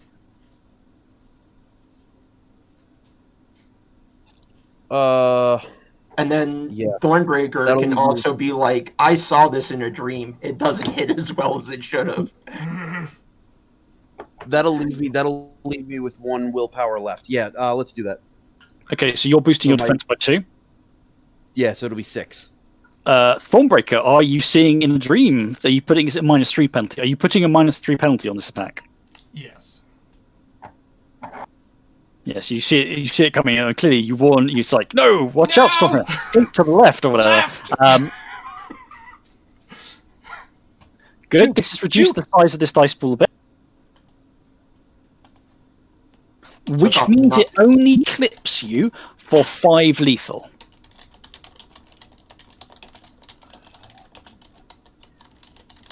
Ah, son of a bitch. Hold on, but the shift into Garu takes effect already, right? Yep. So you have the extended health track. Oh, thank God. It almost maxed you out, didn't it? I am full on lethal now with the Garu shift. Okay, you now need to make Wait, a stamina roll.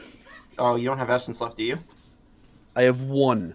If you essence heal, you won't get He doesn't have to make the roll then, right?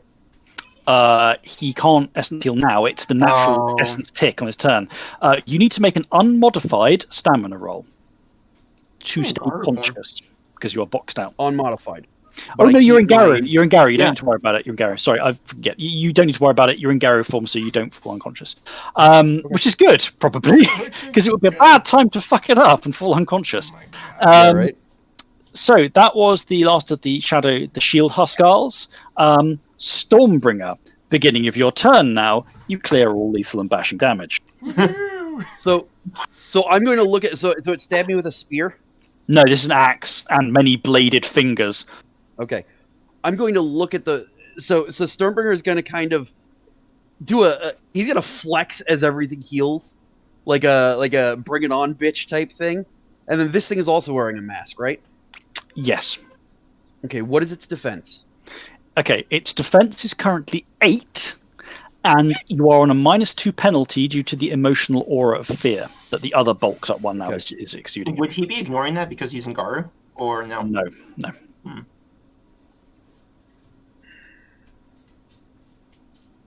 Okay, I'm thinking here. I'm doing some mental mathematics. Mental gymnastics. Yeah. So I get 16.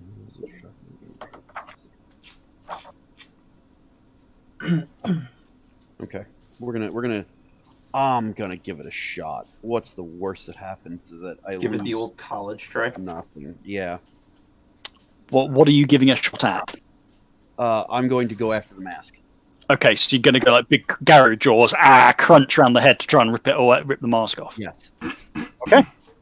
So in that case, it's defense 8. There's a -2. There's a -2 penalty to attack. There's a -2 penalty for head targeting the mask head as well. So you're a total of -12 dice. Jesus. Hold on, I gotta re-roll that thing because I have one too many. Fingers crossed.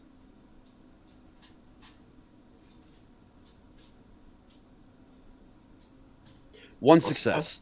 Right, you've got the mask. Now please make me a clash of will rolls using your primal urge. Excellent. You can willpower this if you want. Which is what I'm doing. That is 3 successes. Yes! You lucky fucker, it got 2. So you reach forward, you get the mask, and you rip, and it doesn't want to come. The mask does not want to come off this thing because it is not just. I mean, because physical and conceptual are simply the same thing here. It is driven into the spirit's flesh, but also, therefore, into the spirit's being. And you rip, and with a final crack, it comes loose. The mask in your jaws crumbles and shatters apart. The spirit pulls back. It is still powered up because it spent a bunch of its own essence to go, and it looks there. It drops the axe. The void, it sort of shrivels. It somehow twists and shivers out of the void armor, compressing around it. And this great spidery fear spirit looks around and looks at you in somewhere between hatred, fear, and flat out fucking confusion as to what the fuck is going on. I'm going to look at the fear spirit, and he's going to basically growl at it. Help free your brothers. Okay. Fuck it. Maybe the fear spirit will help us. Johnny and Thornbreaker. Yes. It's you two on this next tick. Oh, I will go first again. Down to 1d10. Ah, Stormbringer with the clutch rolls again. seriously. I'm gonna have to change my name to Captain Clutch. Alright, I'm going to steadfast this Okay. to guarantee the damage. I'm gonna go after... Should I do the mask? Fuck it, I'm gonna do the mask. Do you have a willpower to blow on the... Oh, no, never mind, I The can't. roll? I have to do that ahead of time. No, I'm just doing the attack, so 3 damage. No. You can spend steadfast after Yeah, you. steadfast can No, be- no, because then it'll turn... No, because if I use steadfast on a chance die, it turns into a regular die.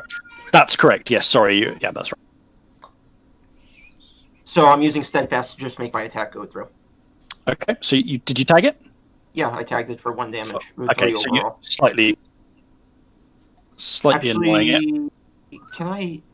No, I'm just going to rescind it, because my only point in attacking is just to give you a better dice pool damage. Right, yeah. Pete, Okay. here's So the- I'm no, not here's- going to. if you hit the mask, and you spend the point of willpower on the contested wills roll, you can I don't pull have this enough one- I don't have enough willpower, because I roll a chance die if I try to go after the mask. That's the point. I'm Gotcha. rolling a chance die if I go after the mask, so steadfast Gotcha. brings Okay. that to a flat. Right. Gotcha. Okay, now I understand what you're Okay, doing. Harmonious Flame. The spear wielder you're chewing on has taken very little damage from this little nicks and dings. Are we skipping my turn? No, it's That's Stormbreaker. what I'm saying. Sorry, I mean, yes, sorry. Thornbreaker's what I talked to. I was going to say, Harmonious Flame is not around to witness this. Alright, so yes, he's nibbling. Tickling, if you will.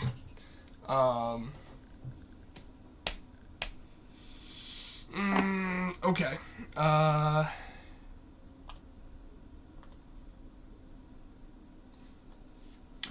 I'm going to attack it. Dealing, I don't have willpower, so I'm just going to try to damage it. So, what is its current defense? It's now 4? Yes.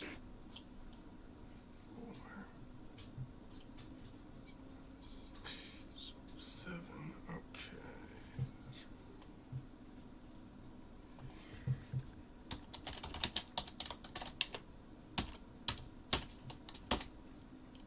Two successes is a total of 4 damage. I am going to leg rack Okay. it. You cannot leg rack it off that because you haven't done enough damage to. It's been absorbed by the armor, so you're just doing one okay. dash. All right. Yeah, this thing is plated in thick plates of starless night, and you can't. You're annoying it more than hurting it. Sure. Right. There is another ripple through the ground. The bodies do not surge up to grab you, but rather there is a rippling through the darkness. And beneath your feet, churning up among the bodies, are the faces of, well, anything that the character might have guilt related to. Are the corpses of those people, the faces of those people are churning among the corpses beneath you.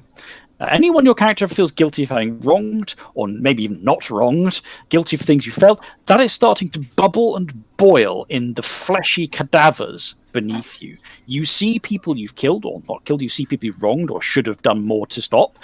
They are boiling around you, and they are saying half-formed things as if to accuse you of what you've done. Now, there is no effect associated with these, because this is not actually a Numina going off. This is a ripple.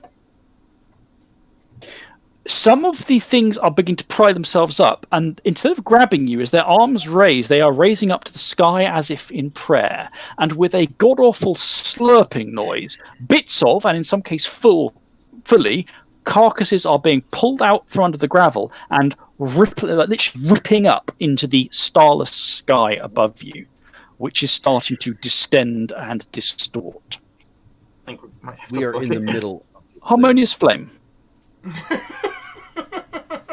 What do you want to do? What am I gonna do about it? thing.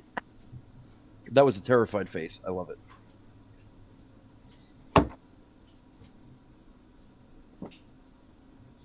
I can't hit this thing with. Okay, I don't know what to do about this. The flying bodies. They're presumably gonna come back down at some point and hurt us. I can't do anything to this thing in Ursho because I have too little dice.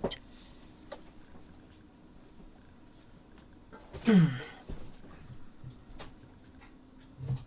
there any point in me trying to turn into Gara? It will add an extra point of strength.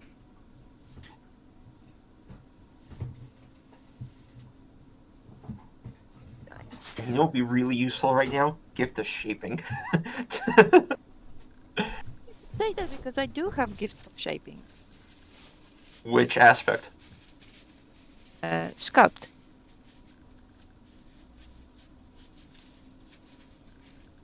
Which gift of shaping were you thinking of? Well, the object in repeal becomes malleable and workable like clay. I don't know. Can we do something to the mask using that?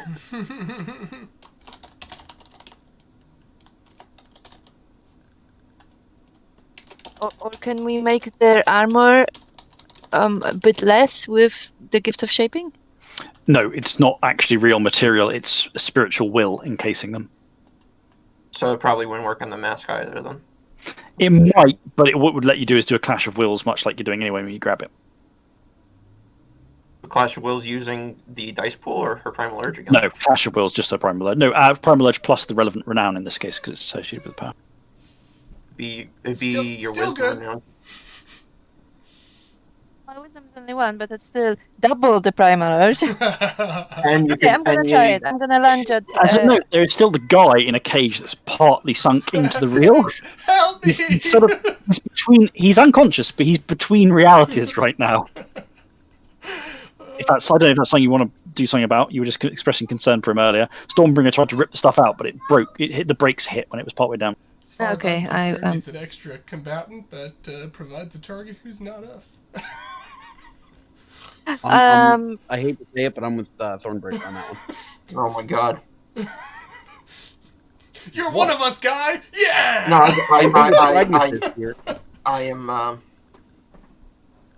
don't know. I'm just spitballing here. If you can't do much with an attack, maybe a gift is the right call. Yeah. But yes. No, I think that's the right He's move. not wrong. I'll try this. I try to sculpt the mask then with the gift. Okay, of the one that the others are fighting, yeah, the spear Yeah. wielder. Okay, in that Or case, wait. you need to make. Sorry. I was gonna say, the emotional resonance war is coming off the one that we're not fighting, right? One of the shield guys has bulked himself up, but no, he hasn't attacked, and no one's attacked him yet. So if we can rip off his mask, then we get rid of that -2 penalty that's pinging all of us right now. You wouldn't, because that's the spirit's power, and he's still there. But yes, potentially it could remove him from the combat in the long term. That's what I meant. Yeah. Well, also removing his mask, he may remove his Numina because we freed him. Maybe. It's worth a try. Anyway, Ag, it's your call. I was just spitballing again. Sorry. So wait. So do I understand this right? You want me to go for the spirit that you are not attacking? Correct. Shieldy gift guy. I would go for shieldy gift guy.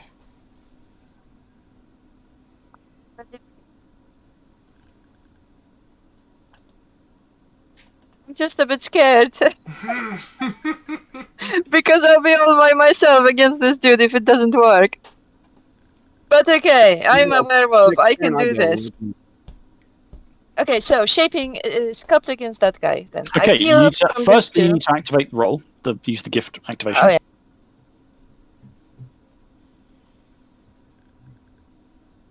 Iron Masters, yo, coming in clutch. I know, she definitely needs cunning renown. She keeps pulling out her gifts in creative ways. Yeah. Aside from the rest of us Johnny who goes insist who insists that any tool is a hammer if used hard enough. It's one die, one success. So I activated. Okay. Now make a Clash of Wills roll. You can do it. And you Throw can willpower on it. Yes. If you have a willpower on it, yeah. Success. One success. I need to check what happens if you draw. Push goes to the attacker.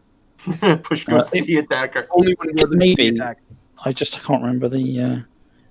But only when we're the attackers. Ties re-roll until one player's retreat. Okay, so re-roll again. Damn it. Willpower. No, you don't need to. You don't need to burn more. But you get the same dice pool rolling again. Oh, okay. That's good. I don't have It's any just- willpower left. I know you. You don't need to burn willpower again. You roll the same dice pool you just rolled. 2 Okay. successes. Ah. Let's go. even better. Okay, Even better. roll again. Oh my goodness. What the No! fuck? So you are struggling with the will of the spirit noble, guilty earth, that infuses this, and it's rolling the same dice. Okay, one success. Roll again. One success. Okay, so basically, you come up, you infuse the power, you reach for this thing's mask. It's trying to pull away its bulk as it turns, and it's now towering over you. This thing is only a rank 2 spirit. It's nothing great, but it's bulked itself up and powered. It's horrible spider-like Huskal thing, Saxonic armor broken by pulsing waves of raw fear. And you reach for the mask, and there's that moment of connection where you feel the power of the guilty earth pulsing against you, and then it just drags out for a moment. You're there going, over, draw it away, and this thing shunts back, and it feels like it's getting closer. Oh god! And then you just kind of whack it round the face, and the mask just turns to basically to goo. As you shatter it off, the emotional aura is still in place. The spirit, however, shudders, drops the spiritual panoply that the noble has armed it with.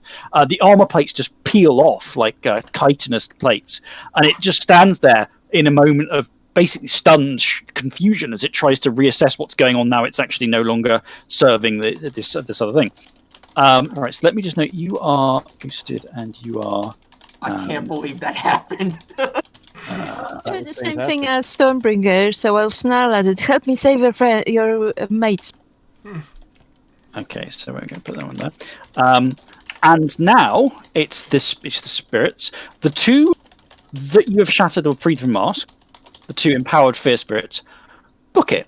Fuckers. One of them, the one that Stormbringer, the one that Harmless Flame just slapped the face off, turns and scurries away as fast as it can go, which is quite fast now they're empowered up. They've spent essence to juice their own stats, towards the stairs out of here, skittering and flowing like a liquid spider. And you can tell from the aura coming off it of fear, it now moves far away after you're no longer affected by its fear aura, but the fear coming off it is not just an aura. It, as a fear spirit, is also terrified. The one that Stormbringer bit and ripped the mask off is a bit further from the exit, and it goes, you know what, fuck this, essentially, and it simply dives through the hole in reality into the flesh. So that's those two out of the way. The spear wielder that is being chewed on slowly by Johnny and Thornbreaker takes another stab at Thornbreaker. Can I have your defense, please, sir? If it's gone around again, I'm Touch at that 8. out of the way. So I didn't hear what you said there. If it's gone around again, I'm at 8. Okay, so it would be 13. Yeah, fine, okay. This might be that worthy. It actually misses you. Misses you this time. And the final spear, the final sword and shield and axe wielder has now stormed forward to attack the Garou-shaped Stormbringer. What's your defense? 5. 5.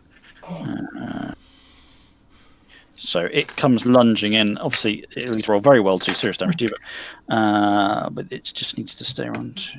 Okay, so just 6 lethal. It's worth noting in case you take too much damage before the next section. And now, where we're going to leave it today, Oh no. at the bottom of this Oh, no. initiative round, the bodies ripping up and hurtling into the air above you are thunking into what looks like a distortion, a growing distortion in the... This place isn't really deep shadow, but it is a memory of the place here that isn't here anymore. It's not deep shadow, but it's not really connected to the regular shadow anymore. Something, however, is now pressing through, and as it reaches through with its essence and its symbolism, It gloves itself in the hurtling chunks of spirit ephemera ripping up from the ground as a tide of corpses is ripped out of the ground around you, all wearing the faces of people that you, Harmonious Flame, you, Johnny, you, Stormbringer, you, Thornbreaker, have reason to feel guilt about. Even that you don't have reason to feel guilt about, but something is gnawing at you and telling you you should. People you have ever feared, or people you have feared would be hurt. Anyone you care about who is suddenly here, dead as a corpse. It's not really them, there's a husk pressed into the ground here, but it has their visage as the spiritual shards of death and guilt and fear rip up, forming into something in the air above you. The guilty earth, sins buried deep, is a grand agglomeration of carcass flesh, corrupt dirt, fragments of masonry, eyes that are starless black, and puncturing through it and sheathed through the enormous, completely inhumanoid shape above you are threads of pulsating nothing, pulsating emptiness. The rest of the spirit speaks of guilt, pressed corpses reaching out of it with the faces of people that it wishes you to feel guilty over. Terrifying panoplies of shredded flesh, moaning horror.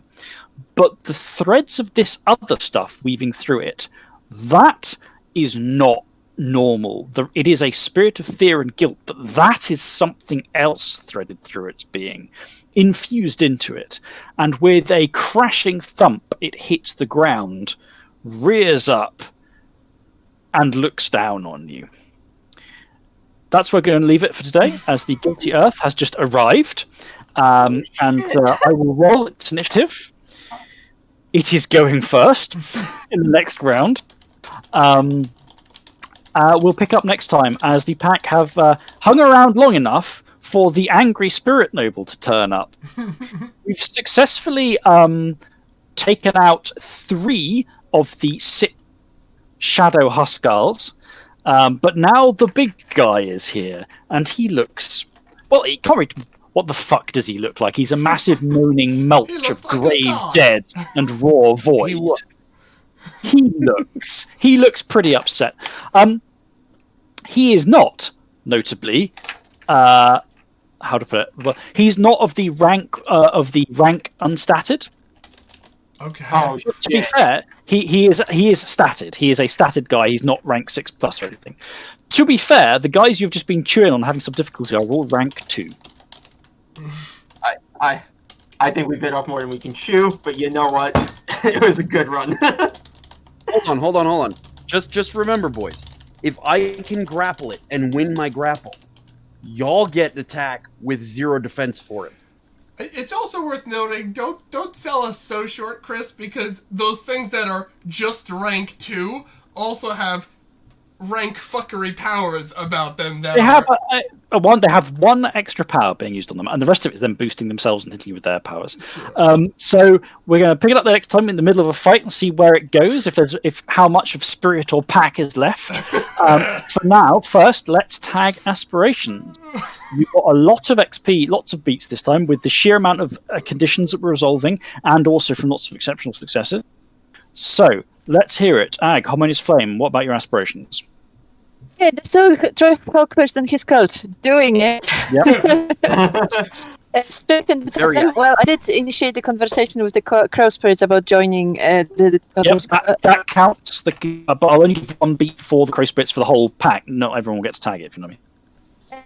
Investigate the shadow of this place. So I did that as well. Yes. Okay. Stormbringer. Okay, I have learned the secret buried beneath the abbey. We certainly learned that. It's fucking guilty earth. Further the relationship with Emma. We are. I don't think I'm going to get that one. We're removing. I'm going to say no, not for now. There might be more you can do. Yeah, there might be more you can do off the back of what you do this time, but not for that this time. Right. So what was the last one? The last one is remove the architect's claim, and we are killing his spirit bitch. Or whatever's claiming him. So. Okay, I'm having some issues with where my mouse wants to put stuff. Okay. Right. Thornbreaker. Okay, so my first aspiration is learn more about Hawkhurst's archaeological shenanigans, which we did. Yep. My second one is deal lethal damage to something or someone. That I did. Yep. Wow, that was such a cheese ball one, bro. I had to fight something. And then my third one is get some resolution on a prophetic dream, which technically I did when I told Yes. Stormbreaker get out the way. Johnny. All right. My first aspiration is I did not suffer breaking point towards spirit. Make progress against Hawkhurst and Gild the Earth. Absolutely. Final one was find a locus at the Abbey. We found what used to be a locus. It counts. It counts and is really a resolution. There used to be a locus here, and they've used it. They've literally ripped right through it. Fuck knows what exactly is going on here, what he's trying to achieve, but you definitely found what used to be a locus. Okay, so that leaves 1 XP for everybody and 10 beats left over, so you're halfway to another XP. Nice. Guys, Nice. I'm going. Should I go for the Primal Urge or take the merit I finally won? What's the cost for Primal Urge? 5. 5. Okay. Actually, you know what? I think Primal Urge is going to be super important right now. Yeah, probably. Nice to have the resistance pools, anyway. 5. That can't 7 do dice, anything, 7 success resistance roll was certainly quite important, I think, in getting past Mr. Sparkles without too much trouble. Okay, Yeah. well, with that, so 1 XP for everybody. We've got a lot of beats left over. Next time we will pick up with the pack in the middle of a throwdown with Guilty Earth and its Shadow Huskars in the unreal echo of a charnel house, a pile of corpses left literally about 1400 years ago in the echoes of the ruins of the abbey that was there in the 600 years afterwards. Time's gone a bit fucky in this little pocket, that's for sure, and hopefully none of your innards are going to go a bit fucky when the enemy really start hacking away. Stormbringer got very lucky there to dodge the aggravated damage.